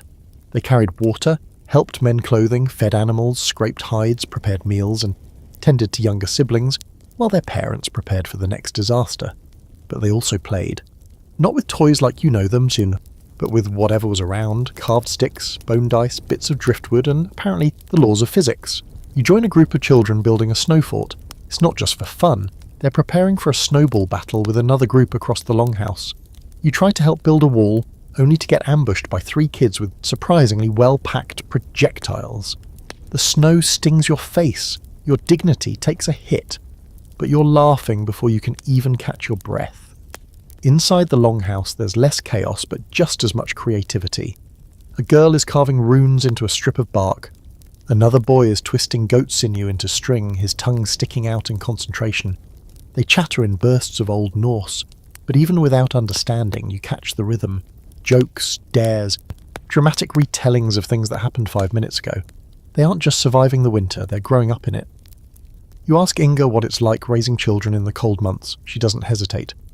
They get stronger, or they don't. Winter teaches fast. It sounds brutal, but not cruel. There is no room here for softness that doesn't serve a purpose, no. No helicopter parenting, no hand-wringing over scraped knees. A child who learns how to keep warm, who to trust, how to find dry firewood, that's a child who might live to see the thaw. Later you watch a small boy, maybe 5, dragging a piece of meat across the floor, muttering instructions to a dog that clearly outranks him socially. He's not being coddled or corrected, just watched, observed, allowed to fail or succeed on his own terms, and somehow he does. You remember something Adie said earlier? We don't raise children, we prepare them. There's a difference, and it runs deep here. In the Arctic, your childhood isn't an escape from responsibility. It's the slow, painful, joyful process of learning how not to die. And yet, not everything is rough edges and discipline.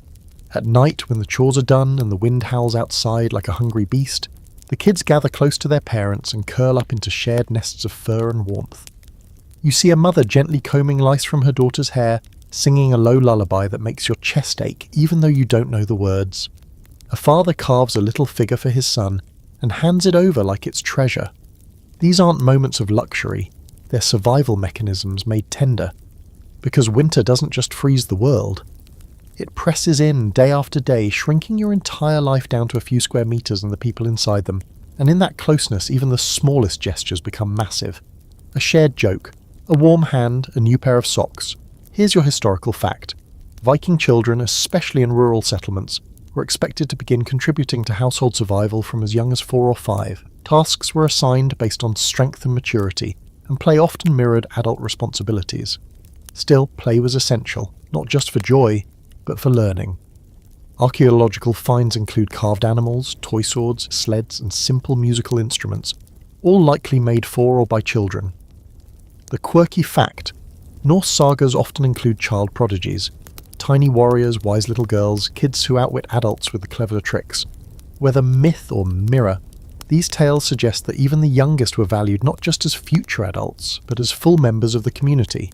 One story even tells of a boy who killed a wolf with a sharpened spoon. Is it true?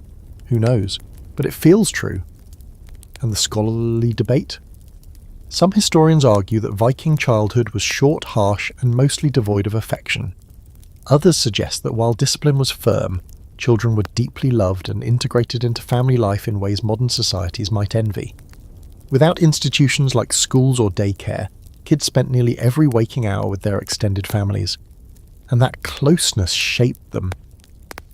By the time evening comes, the kids are spent. You watch one little girl, maybe 7, curl up next to her grandmother, pulling a blanket of sheepskin over both of them. Another boy crawls under the bench with the dog and immediately starts snoring. Even the goat seems too tired to bother them. You settle into your own fur pile, watching the flicker of firelight dance across soot-streaked beams, and realise how differently you're starting to see the longhouse. It's not just a smoky bunker full of tough survivors. It's a living thing filled with love and arguments and children with wet boots and chapped lips who will someday grow into the people leading rituals, telling stories, building houses, and maybe, just maybe, making it through a few more winters, because here childhood isn't sheltered from the cold, it grows through it. You can't ignore it anymore, the smell. Not the smoky woolen people musk that clings to your clothes, or even the faint undertone of fermented shark lingering from the last feast. No, this one's sharper, earthier, more animal. and it's been intensifying with every passing day until finally, with a subtle but undeniable shift in your surroundings, you realise the truth. Half the longhouse is not for people, it's for animals. You knew this intellectually, of course. You'd seen the goats wandering around, had your feet stepped on by a sheep or two. But now it sinks in fully. The longhouse isn't divided into separate rooms, it's a dual-purpose machine. On one end, human survival, on the other, livestock survival. And the line between those two? Blurred by necessity, you decide to venture into their side. The moment you cross the invisible boundary, just a slightly lower beam and a not-so-subtle drop in floor cleanliness, the air thickens. It's warmer, surprisingly, more humid. It smells like straw, manure, damp fur, and something like sour milk in a wet boot. The goats stare at you with their judgmental eyes. The sheep just chew endlessly.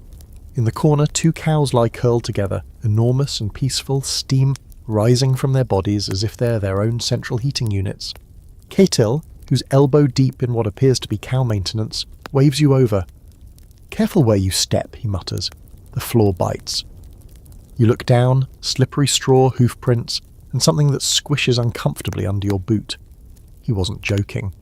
"This is where the real heat is," he says, patting one of the cows on its side. "They're better than a fire." And he's right. The animal room, this muddy living barn, is several degrees warmer than the rest of the longhouse. It's not cosy exactly, but it's unmistakably alive. The body heat from a dozen animals trapped inside an earthen building? That's biomass at work.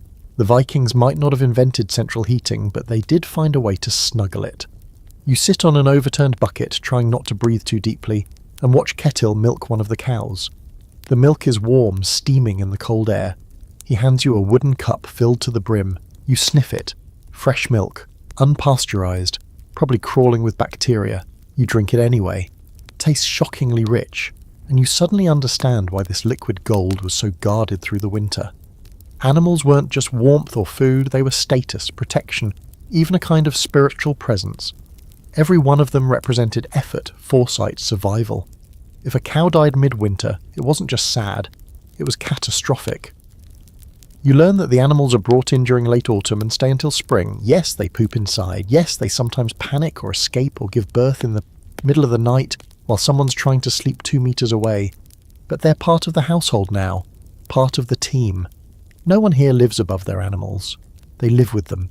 It's humbling. You're sharing space not just with people, but with creatures who give milk, wool, meat, warmth. You watch a girl gently brushing ice out of a goat's fur, humming about under her breath. A boy carefully replaces straw under a limping sheep. There's no disdain here. No us and them. Only warmth and the things that produce it. Back on the human side of the house, Adis explains how careful they are about placement. Cows near the middle wall, goats at the edge, chickens. We keep in cages, they peck. You laugh. She doesn't. They peck, she repeats, dead serious. You help scoop straw later, clear out waste, and adds a new layer of dried moss along the floor to keep the worst smells in check. It's not glamorous, but it's oddly satisfying. You're learning that survival isn't just fire and fur, it's maintenance, and animals need a lot of it. Still, it's not without challenges. Disease spreads fast in these tight quarters. One cough from a sick goat can turn into a full-blown crisis. Food must be rationed not just for people, but for every beast inside. And water, always cold, always scarce, is hauled bucket by bucket from a frozen stream, often requiring you to chop through several inches of ice first. There are no days off. Here's your historical fact. Viking longhouses were often shared spaces, animals and humans cohabiting through winter. The layout varied, but many houses had animals occupying 1/3 of the structure, usually at the lower end for better drainage. Archaeological evidence from Norse farms in Iceland and Greenland shows clearly partitioned yet connected spaces for livestock, essential for maintaining warmth and food supplies during months when going outside was dangerous. Now for the quirky detail. In some Icelandic households, people slept above the livestock area on elevated platforms or lofts, not for safety, though that was a bonus, but for warmth. Rising heat from the cows below made the sleeping platforms the warmest spots in the entire building. You might call it the original heated floors, just with more mooing. And the scholarly debate? Some argue that cohabitation was a clever solution to cold and scarcity. Others think it was a desperation tactic, the last resort of those with too few resources to build separate barns. but modern reconstructions suggest it was a conscious design choice, a kind of ecological heating system with built-in breakfast. That night, as you settle into your now familiar sleeping furs, you find yourself closer to the wall than usual, closer to the livestock. You can hear them breathing, shifting, sighing. The low living sounds are oddly comforting. The goat even bleats once, as if to check you're still there. You are, and for once, you don't mind the smell. It begins with a cough, a single rasping hack in the darkness that echoes louder than it should. Then another, from someone on the far end of the longhouse. A child sniffles. Someone sneezes hard enough to wake a chicken. You sit up slowly, rubbing the crust of smoke and sleep from your eyes. It's colder than usual, the air heavy and sour. Your throat burns. Illness. It moves like fog in these tight quarters. Quiet, creeping, impossible to keep out. And once it arrives, you realise just how vulnerable the Vikings were, even wrapped in furs and seasoned by the cold. They could outsmart the weather, outlast the hunger. But sickness? Sickness didn't play by the rules. By morning, 3 people are coughing hard. Adis makes the call. The sick must be separated. Not outside, said of course, that's a death sentence. Instead, they're moved to the least trafficked end of the longhouse, behind a row of crates and furs hung like makeshift curtains. You help string them up, your fingers stiff with cold, your breath visible. It doesn't feel like protection, it feels like surrender. The infected are wrapped in extra layers, given out a warm broth and slushy onion poultices that smell worse than the goat pen. You ask Inga what's in the mixture and she shrugs. Moss, bile, root. It worked on my sister once. That seems to be the logic behind most of their remedies, anecdotal evidence mixed with blind optimism and a pinch of ritual. One man lies on his side, shivering under a fur pelt, sweat glistening on his brow despite the frigid air. You help hold his head while someone trickles a spoonful of honey water into his mouth. For the lungs, they say. Another person brings over dried mushrooms crushed into a thick paste. You don't ask what kind. Some cures don't come with explanations. There's no doctor, no medicine cabinet, no thermometer to tell you how bad it is, just the knowledge passed down from mothers and grandmothers, what herbs to use, what bark to chew, what prayers to whisper when the fever spikes. Healing here isn't sterile, it's messy, desperate, and more spiritual than scientific. You start noticing the signs of effort everywhere, dried bundles of yarrow and thyme hanging from beams, bark stored in small clay jars, charcoal ground and mixed with fat for poultices. The healers, usually women, though not always, work constantly, not just when someone's sick, but long before. Every summer herb picked, every root stored is part of the winter defence. And yet, even with all that effort, the longhouse feels vulnerable now. The air carries the weight of uncertainty. People move slower, quieter. Conversations drop into whispers. When someone coughs too hard, eyes flick toward them like wolves watching a limping deer. You begin to understand why some Viking graves contain so few old bones. Not because they didn't honour their elders, but because not everyone made it that far. Winters were long, illness relentless. There was no modern immune system cushioned by antibiotics and annual checkups. You got sick, you either recovered or you didn't. Simple as that. To pass the time and avoid breathing in too deeply, you help grind dried plants into powder. A strange blend of moss, dried berries, pine resin, and something that smells like tree bark and regret. You help brew it into tea. It's bitter. It makes your tongue go slightly numb, but everyone drinks it. That night, a ritual. Not a big feast like midwinters, but a small, quiet ceremony near the fire. Hrolfr speaks words in a low voice you can't understand, touching a small carved talisman to the forehead of each sick person. Inga sprinkles ash in a circle around the bedding. You don't ask if it's meant to keep spirits out or sickness in, maybe both. Here's your historical fact. Vikings didn't have a formal medical system, but they did have leknir, healers who used a mix of herbs, rituals and experience to treat illness. Common treatments included teas made from yarrow, angelica and juniper, salves from animal fat mixed with charcoal, and bloodletting in rare cases. Fevers and rare respiratory illnesses were common in winter due to poor ventilation and close quarters. And the quirky fact? Viking cure charms were a thing. Little runes or poems carved into sticks, bones or stones, believed to hold healing magic. Some were even meant to be swallowed or buried beneath the patient's bed. One particularly strange recipe involved boiling garlic in cow urine and applying it to wounds. It might have actually worked. Science is still deciding. Now for the scholarly debate. Were Viking medical practices mostly effective herbalism or more like superstition? Some historians argue that their remedies were grounded in genuine empirical knowledge, passed through generations and honed by necessity. Others say it was mostly symbolic, a way to comfort the sick when hope was slim. The truth probably lies in the overlap. By morning, one of the children is better. She's still coughing, but her eyes are brighter, and she asks for broth. Hope flickers in the longhouse like the fire, small but warm. But another man, the one with the shaking hands and fevered breath, worsens. You hold his cup, you wipe his brow, you learn what care really looks like when all you have is a cloth and your own 2 hands.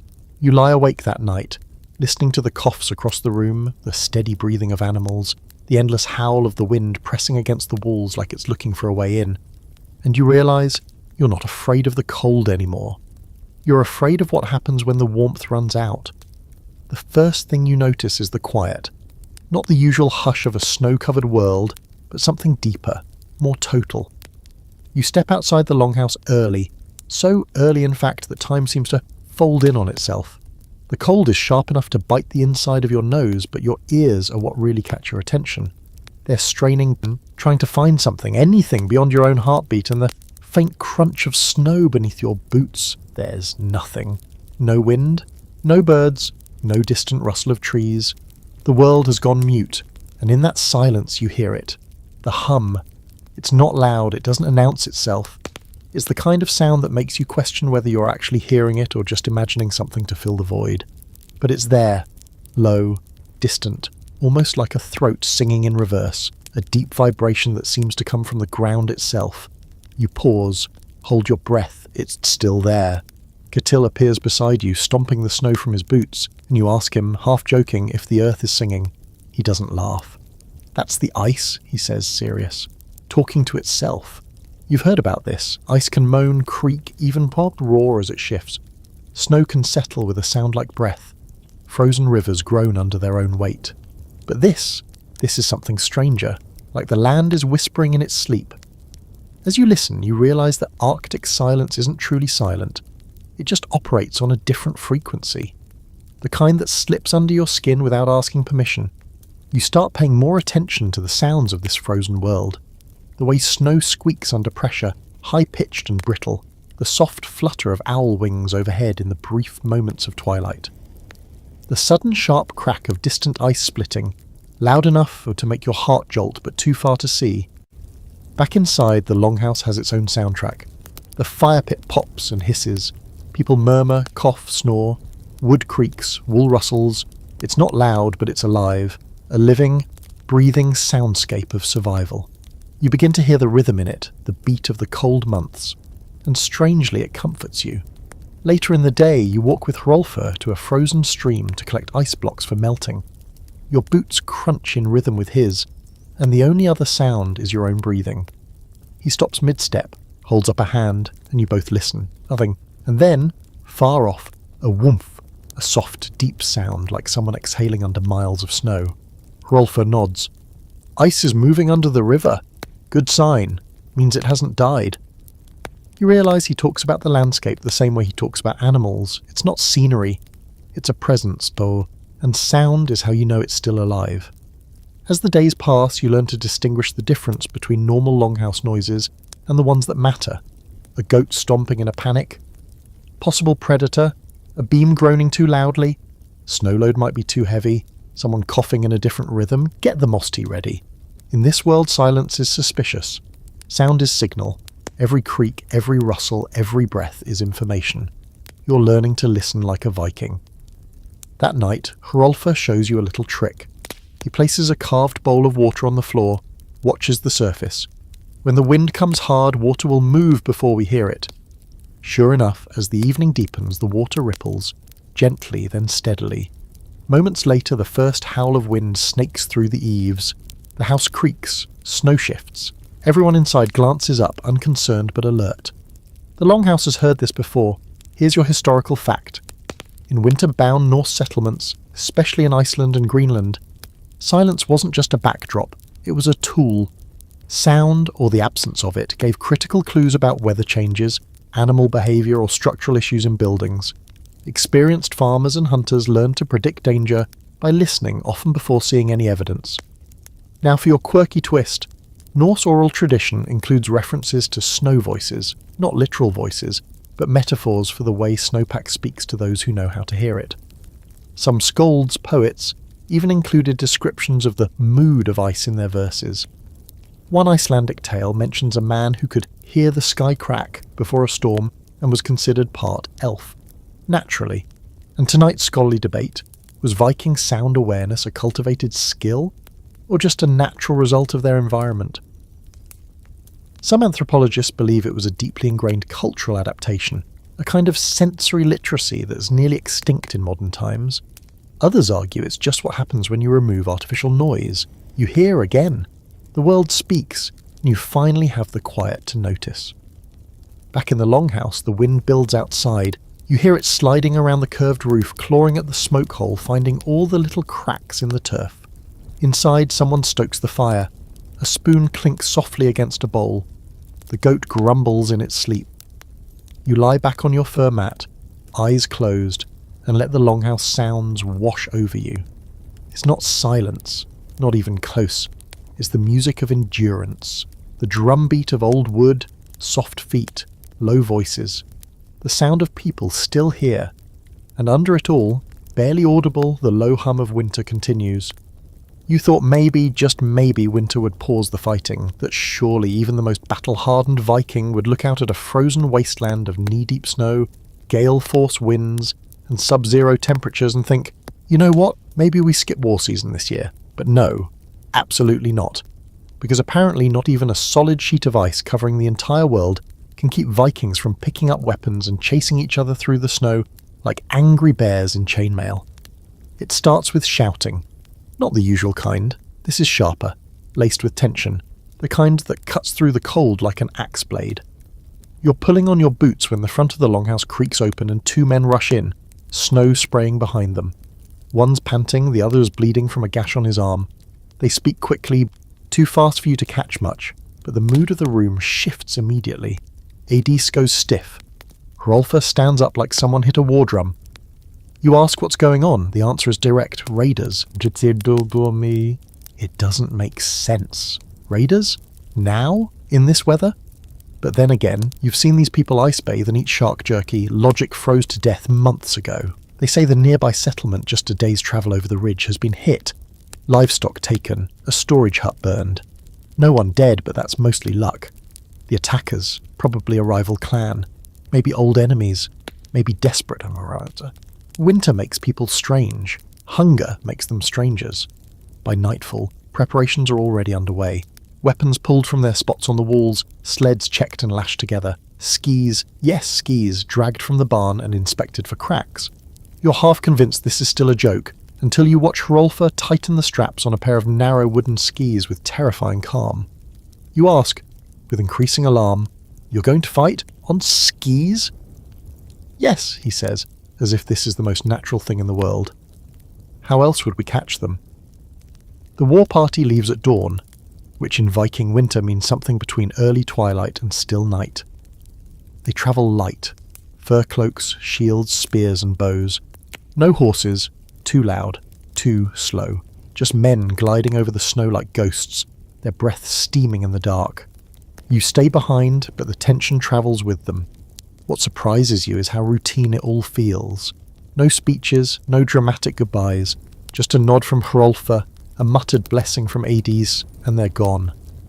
As if going to war in the middle of winter is just another line on the chore list between mend fishing net and don't freeze us to death. In their absence, the longhouse feels hollow. Everyone moves quieter. Conversations stop and start like broken wheels. The fire seems smaller. Even the animals sense it. More pacing, more nervous bleating. You help stir a pot of gruel and glance at the door every few minutes, half expecting it to burst open with news. It never does. Then on the third day they return.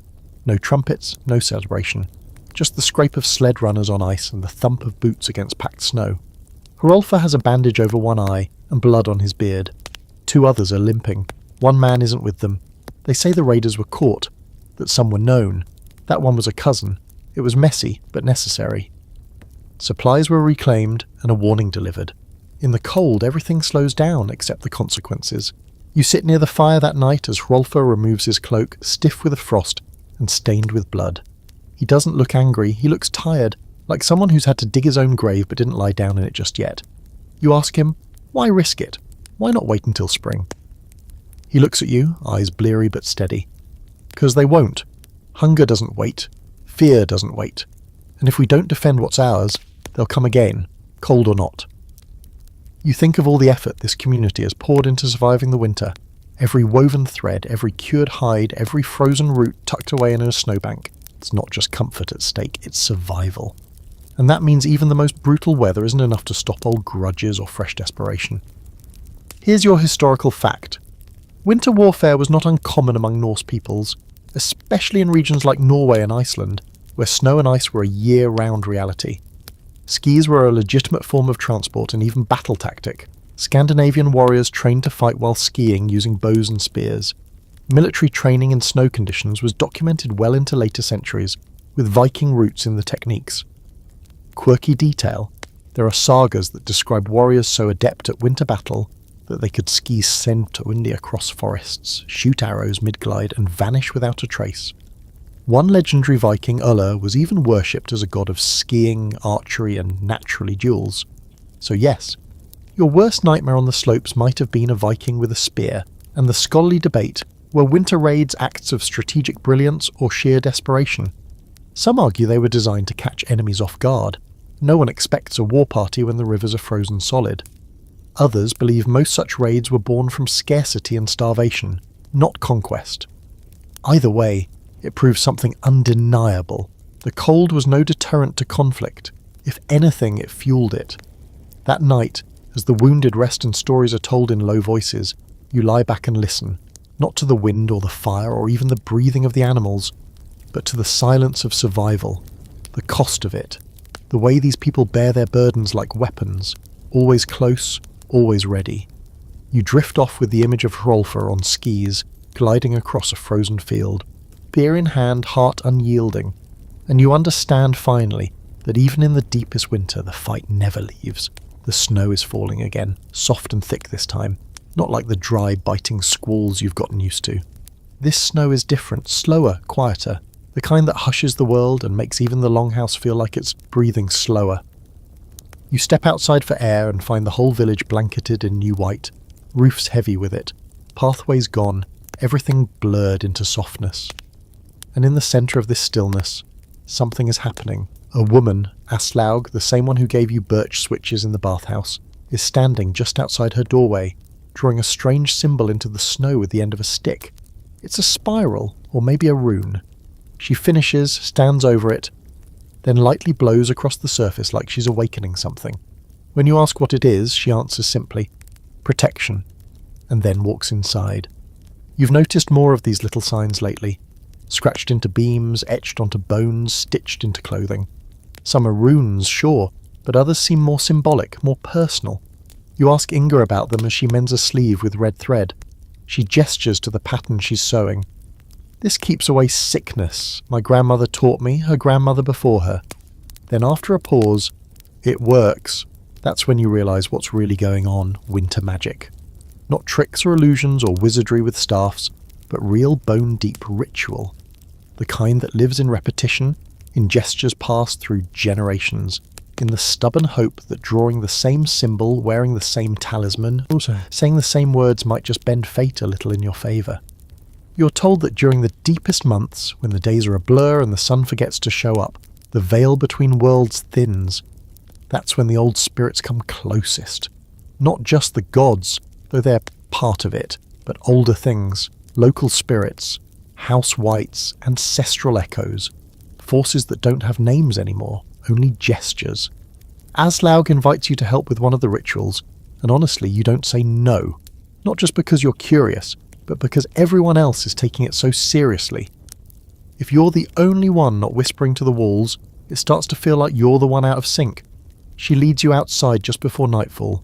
The snow reflects what little light remains, giving everything a ghostly glow. She carries a bowl filled with ash and crushed herbs. You carry a torch. The flames sputter in the cold air, but it holds. She walks the perimeter of the longhouse, scattering ash in a line as she chants. Not loudly, but with firm rhythm. You can't make out the words. They're older than her. Older than language, maybe. Just shapes made of sound. When she finishes, she hands you a carved piece of wood, simple, flat, with a single rune scorched into it. Place it near your sleeping furs, she says.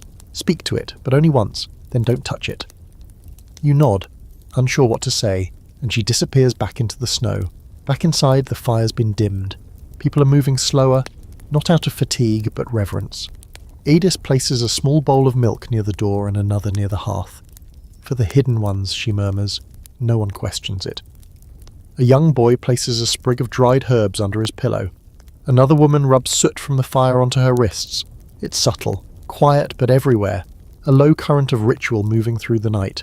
You ask Hrolfr if he believes in all this. He grunts. I believe in winter. Which is, in its way, an answer. Here's your historical fact. Viking-era Norse people practiced a complex mix of religion, superstition, and animism. In addition to the well-known pantheon of gods, they believed in local spirits, Vettir, and house spirits called husvettir, who needed to be appeased to maintain harmony. Midwinter especially was considered a time of heightened spiritual activity. Small offerings were common, food, ale, or symbolic objects placed in specific parts of the home or land.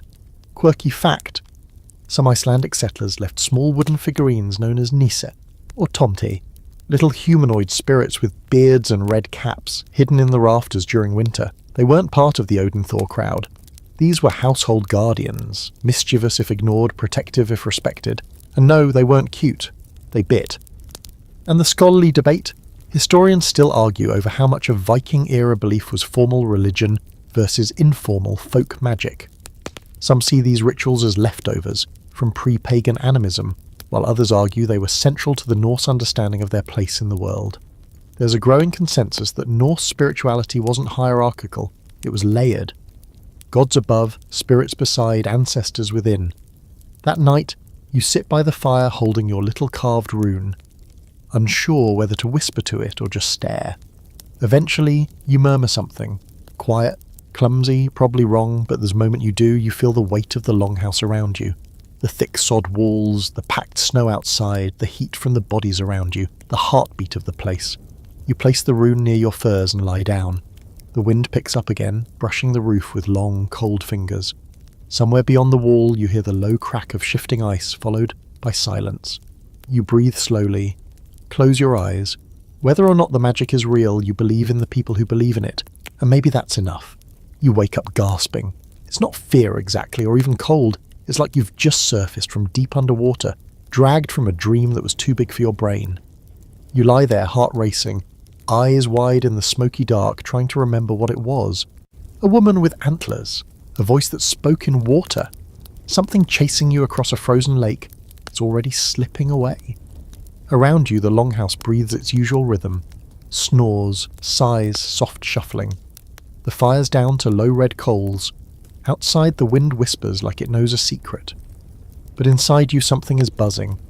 Like the dream didn't leave. Like it's still waiting just under the surface. You roll over and stare at the rune Aslaug gave you, still nestled in the fur beside your bed. It hasn't moved. It doesn't glow or hum or whisper ancient wisdom. But still, you can't shake the feeling it's watching or listening. And then it dawns on you. This is normal. Not just for this time or this place, but for this part of winter. The dream world. The place your mind starts to wander when there's no sun to anchor your sense of reality, when the days bleed together and your thoughts stretch thin as ice on a lake. You sit with Idis the next day, helping grind herbs into paste for another batch of cold balm, and ask her if she's ever had strange dreams in the dark season. He nods without looking up. This is when the dead come whispering, she says, completely deadpan, and not all of them speak the truth. You blink. She finally glances up and smirks. Don't worry, most of them lie kindly. It's then you realise that dreaming in winter isn't just a thing that happens to Vikings. It's a known territory. A season unto itself. A time when sleep becomes a kind of second life, when the firelit world and the subconscious world tangle together like wool threads, with no clocks, No sunlight, and nothing to break up the monotony. Your brain starts inventing its own stories, and not always the comforting kind. That night you stay awake as long as you can, staring at the ceiling, counting the smoke-stained beams, listening to the longhouse creak. But eventually sleep wins, and the dreams return. This time it's a vast forest, frost-covered, endless. You walk barefoot through the snow, leaving no prints. Ahead, a man with a stag's head beckons silently, then disappears into the trees. You follow.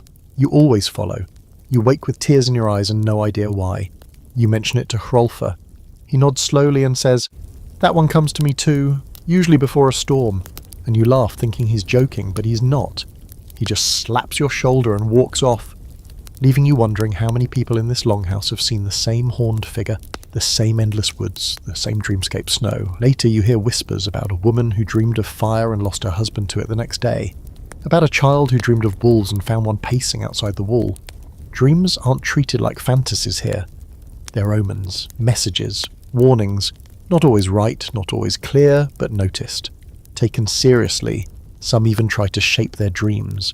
You watch Inga place a carved stone beneath her pillow, then sleep facing north, murmuring something under her breath. You ask why. To invite the ancestors, she says. Sometimes they remember things we forget. And then there are those who don't want to dream at all. One man ties a strip of rawhide around his wrist before bed and chews a bitter root. "Keeps them out," he mutters. You don't ask what they are. Here's your historical fact. Norse culture placed significant weight on dreams and visions, especially during winter. Sagas often mention prophetic dreams, dream visits from gods or the dead, and the use of dreams as omens for the future.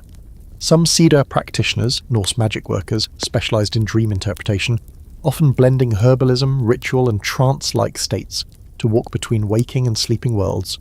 Your quirky fact: there's evidence that some Viking sleepers used specific sleeping positions to induce certain kinds of dreams. One old Icelandic text claims that sleeping on the right side invited dreams of family, while the left summoned dreams of fate. Whether true or poetic, it's one more example of how carefully these people navigated even their unconscious hours. And the debate: did dreams function as genuine belief systems or as coping mechanisms? Some scholars argue that the long winters and sensory deprivation triggered natural hallucinations, sleep paralysis, and vivid dreaming, which were then interpreted through cultural lenses. Others believe dreams held sacred meaning regardless of their origin. Real or imagined, the dream world mattered. The next morning you wake with a start, your heart pounding. You remember your dream perfectly this time. It was just Hrolfr, standing in the snow, staring at you with empty eyes. He didn't say anything, but when you looked down, your hands were red and warm. You don't tell anyone. You walk outside needing air and stand in the snow barefoot for a moment. It hurts. It wakes you up. The wind brushes against your face, and for a moment you think you hear someone whisper your name. But it's just the wind, probably. You step back inside and pull your furs tighter. Not out of fear. Not even out of cold. Out of respect. For the dream. And the version of yourself that still lives in it. The night sky feels impossibly vast here. You step outside and freeze. Not from the cold this time, but from the sheer weight of it.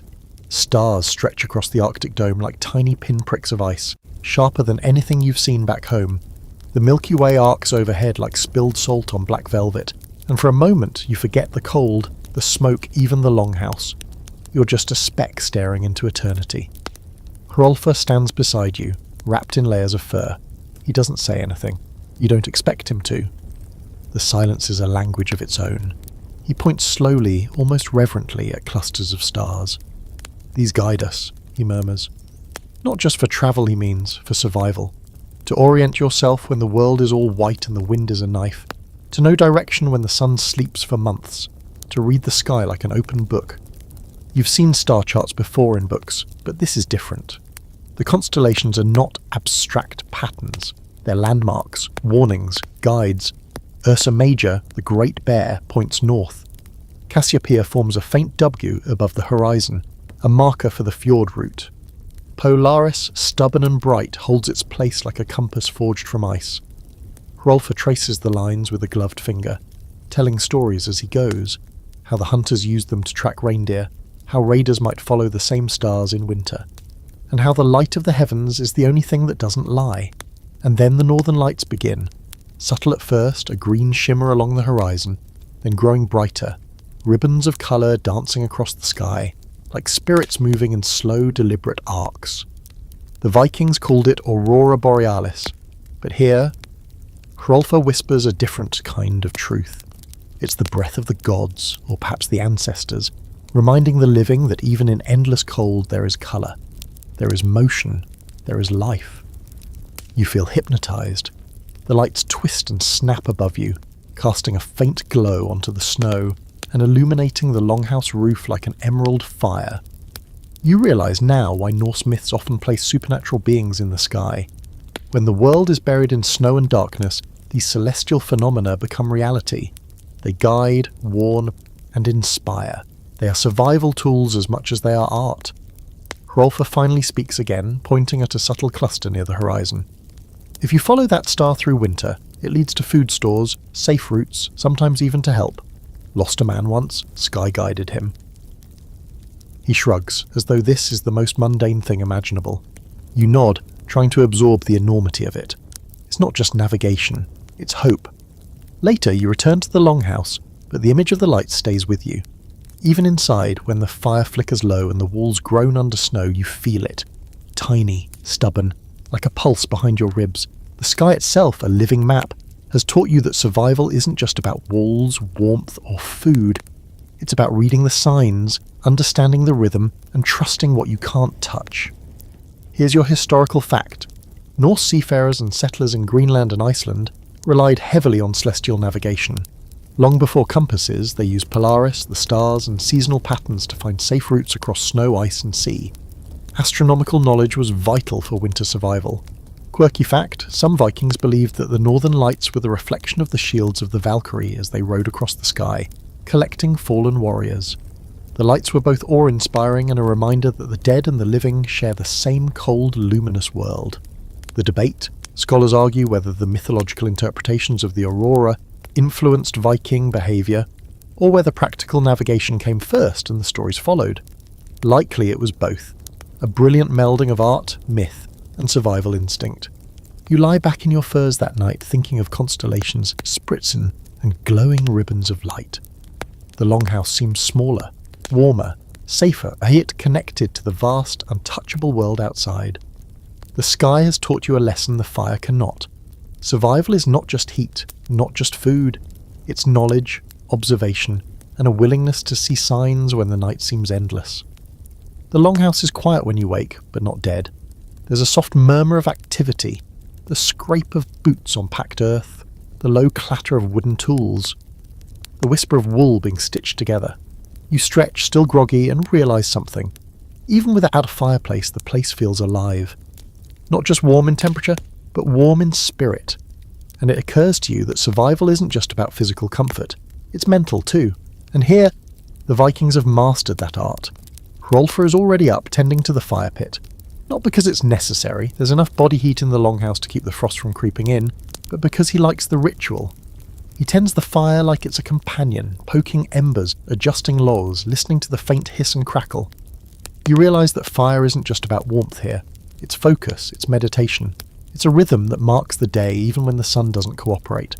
You help him stir a pot of porridge, thick and bland but sustaining. You wonder aloud how they manage to keep morale high when the food is repetitive, the day's endless, and the cold relentless. Hrolfr shrugs. Stories, songs, work, repetition. The mind needs as much tending as the body.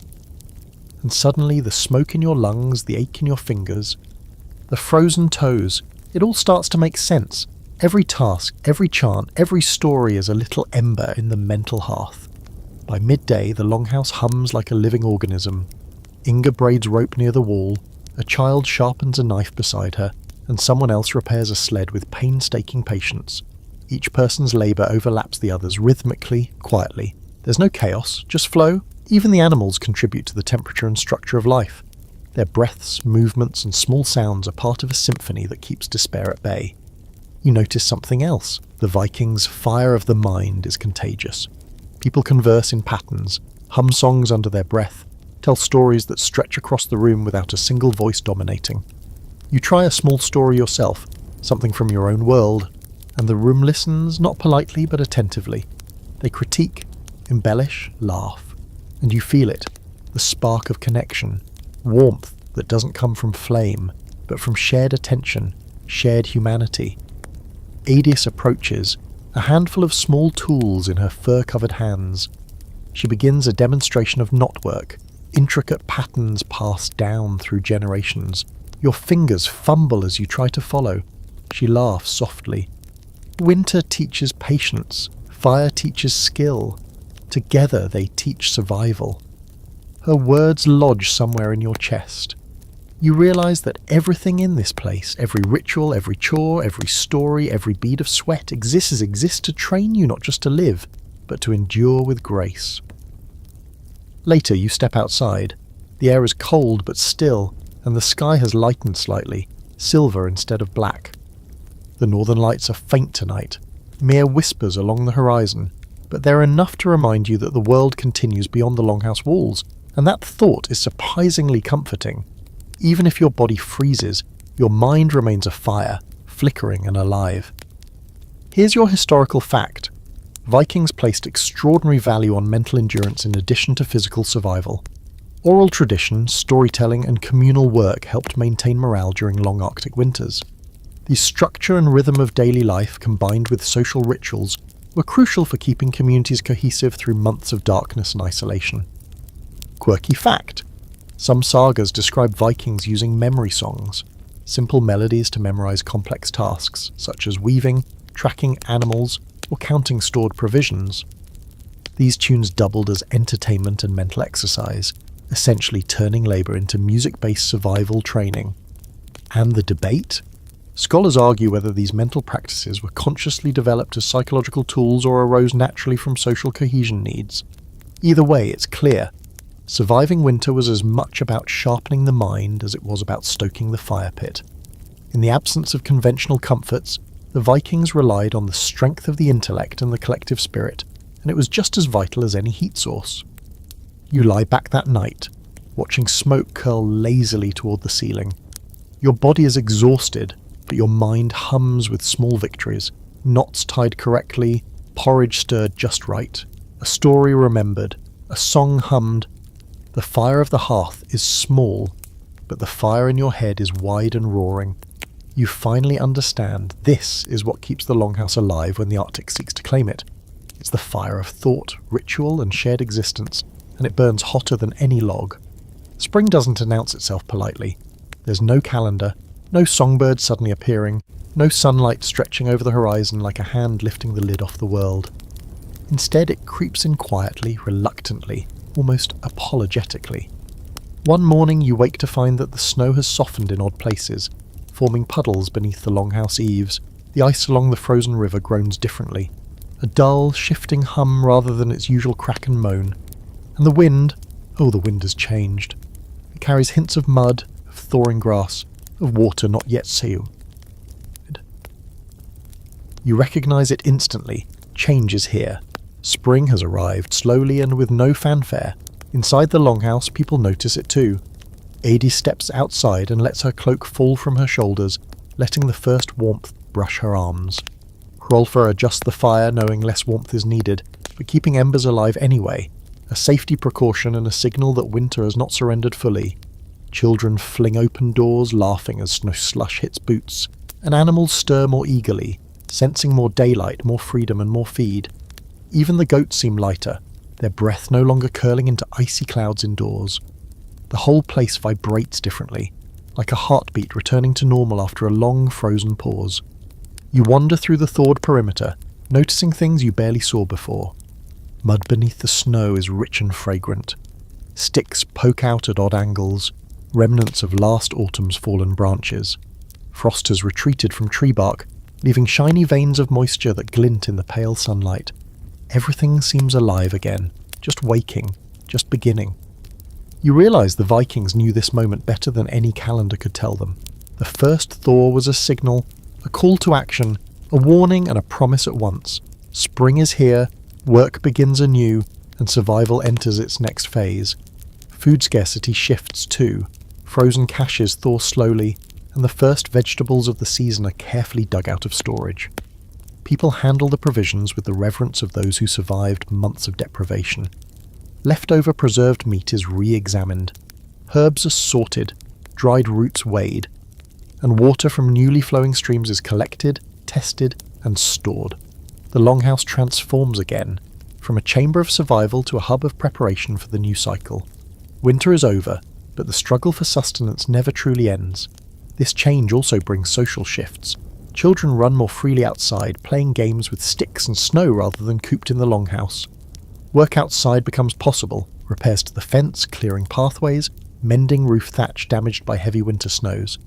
Adults collaborate differently, taking advantage of daylight and slightly warmer temperatures. Even storytelling adapts. Tales of frost and endurance give way to songs of hunting, planting, and preparation for fishing season. The community breathes collectively, rhythmically, as if the thaw itself has lifted a weight from their shoulders. Here's your historical fact. In Norse settlements, the transition from winter to spring marked a critical phase in survival. Communities shifted focus from indoor maintenance and preservation to outdoor work, including repairing homes, preparing fields for planting, and hunting migratory animals returning to the region. This seasonal adaptation was crucial to long-term survival in the Arctic. Quirky fact, some Icelandic farms still keep a tradition of spring cleansing, where the first meltwater is used to wash homes, clean utensils, and even bless livestock. It's both practical and ceremonial, carrying echoes of ancient Norse survival customs. Water that thawed the snow literally marked renewal. And the scholarly debate? Some historians argue that Vikings timed raids and trade expeditions specifically to align with spring thaw, when travel was safer and resources were more abundant. Others insist that survival imperatives, such as tending livestock, repairing longhouses, and reclaiming stored food, dominated communal activity before any thoughts of raiding or trading. Likely it was both. The physical thaw dictated opportunity, and cultural priorities dictated how that opportunity was used. As you step back inside the longhouse that evening, the air is warmer, damp in places, heavy with the scent of melting snow and mud. Furs no longer cling to skin with the sharpness of frost. The fire pit is reduced to glowing embers, barely necessary but still comforting. You watch Hrolfa and Idis discuss tasks, children chase each other with their newfound energy, and animals stretch their legs in the thawed pen. For the first time in months, it feels like the longhouse is not just surviving, it's living. And in that moment you understand that survival isn't a single winter challenge, a single feat of endurance or a single skill learned in the cold. Survival is an ongoing rhythm, a cycle of ice, snow, thaw, and work. It's watching the world change outside the walls and adjusting inside them. It's learning to read the signs, to prepare for the unknown, and to cherish the moments when life, finally, feels almost easy. By now you've stopped counting days, hours, or even nights. Time here has melted into cycles: sleep, eat, work, tell stories, survive, repeat. And yet spring brings subtle urgency. Snow melts faster than your muscles can adjust. Streams rise, carrying ice chunks that make you nervous for the livestock. The ground softens into mud, and every step outside now carries risk. You feel it in your bones. Winter's tyranny is ending, but survival doesn't retire with frost. The longhouse hums differently now. It's brighter, wetter, and smells of thawed straw and steaming animal breath mingled with the fresh scent of snowmelt. Children run barefoot through shallow puddles, squealing as if the world itself has become a playground.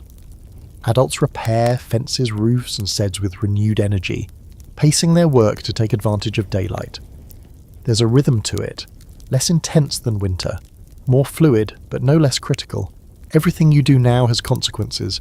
A mislaid bundle of straw, a weak fence post, a skipped chore. It could mean livestock lost or sickness spreading. You find yourself walking among the longhouse walls, noticing the small miracles you took for granted during the harsh months. Sod walls that withstood blizzards without faltering. Wooden beams that groaned but never collapsed. Smoke-stained rafters, still black, still holding. There's a roof above 20 souls and half a dozen animals. You realise survival is as much about construction as it is about fire or food. Every beam, every plank, every piece of turf was painstakingly chosen, shaped, and maintained to create this fragile bastion against the Arctic, and it has endured. Hrolfa joins you, pulling a bucket of water from the slowly flowing stream. Spring always comes, he says, his voice calm, almost ceremonial. But not everyone does. Remember that. You nod, watching him handle the bucket, careful not to drop it, careful not to disturb the ice remnants that float like ghosts in the water. Survival is quiet, precise, relentless, and the people here know it intimately. The thaw also brings reflection. You notice who survived, who grew stronger, who adapted, and who did not. Conversations with Adis and Inga revolve around lessons learned. Which food caches worked, which clothing layers kept frostbite at bay, how group sleeping maintained morale and heat, which stories lifted spirits when the dark seemed endless. Even the goats and cows are assessed. Health, weight and temperament. Because every creature contributes to human endurance.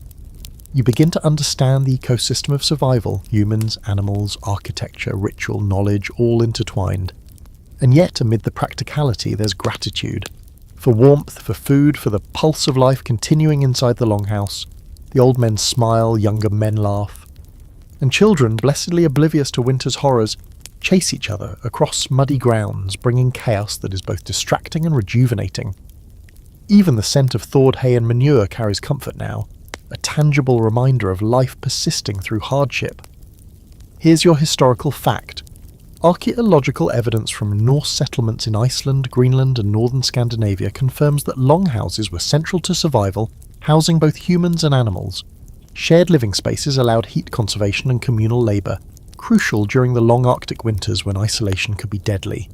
Winter preparations, preserved food and building maintenance were deliberate strategies passed from one generation to the next.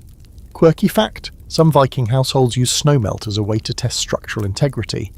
If water seeped too quickly through the roof or walls, adjustments were made immediately. They called it listening to the house, treating the building almost like a living companion with needs and vulnerabilities. The debate, scholars differ on whether Norse survival was primarily the result of ingenious architecture, communal strategies, or sheer human adaptability. Most agree it was a combination. Enduring Arctic winters required layered knowledge, practical, social and psychological.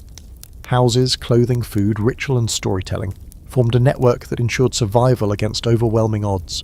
As the thaw progresses, the longhouse doesn't just endure, it thrives. People move with purpose, animals graze cautiously, and the first hints of green push through receding snow. You take it all in, understanding now that survival is not a single act of heroism, but a mosaic of countless small, persistent choices.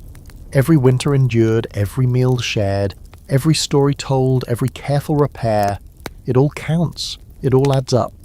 And here, in this sturdy, smoke-streaked longhouse, life persists against the coldest odds imaginable.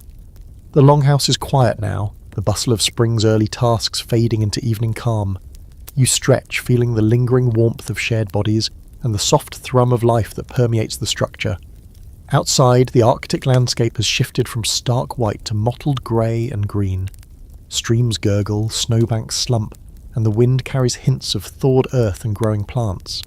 It's a subtle symphony of change, one you've come to recognise as proof of life persisting against impossible odds. Months ago, you shivered at the thought of surviving without fire. Now you understand that survival was never just about heat. It was about rhythm, adaptation, community, and the quiet rituals that knit everyone together. You reflect on what you've witnessed and endured. The smoke-filled longhouse where a single pit fire balanced cooking, warmth, and air. The careful layering of clothing, fur, and body heat. The meticulous storage of food that allowed life to continue through months of darkness. The stories, rituals, and games that maintained mental fortitude. And the extraordinary ingenuity of living in harmony with animals, the architecture, and the environment. Every detail was a testament to human resilience, creativity, and foresight. You realise that fire wasn't always necessary when knowledge, cooperation, and observation filled its place. The Arctic winters demanded more than strength, they demanded intelligence, attention, and respect for both the environment and the people sharing it. You think back to the rituals, the tales of gods and ancestors, the whispered guidance of the stars and northern lights. Every element, practical, symbolic, or both, was integrated into a survival system that prioritised both immediate life and long-term cultural continuity. Even the dreams of winter, once terrifying and vivid, now make sense as part of the mental scaffolding the Vikings relied upon to endure prolonged darkness. Magic, story, observation, and work were all interwoven, creating a tapestry that preserved not only life but identity, community, and knowledge. You rise and step outside one last time, inhaling the crisp, warming air. The longhouse behind you feels like a living being, soot-stained walls and timbered beams holding stories of survival, laughter, hardship, and triumph. The snow has softened, the streams carry new energy, and the wind, once a relentless threat, now whispers gently across the thawing landscape. You understand that survival here was not a singular event but a constant engagement with the world. Careful observation, consistent labour, shared responsibility, and the quiet courage to face months of darkness and cold without complaint. As you lie back on your fur one final time, the longhouse hums with the gentle sounds of contented animals, children drifting to sleep and adults winding down their tasks. You feel the pulse of the building, of the community, of life itself, a rhythm that persisted despite the Arctic winter's harshness. The lessons of the cold months are clear. Survival is not merely about warmth or food, but about harmony, preparation, and connection. You close your eyes, the lingering scent of fire, wool, and thawing earth grounding you in this extraordinary experience. The sun dips low, casting long, forgiving shadows across the landscape, and you know that what you've witnessed, the ingenuity, resilience, and enduring spirit of the Vikings, will stay with you long after the Arctic winter has passed.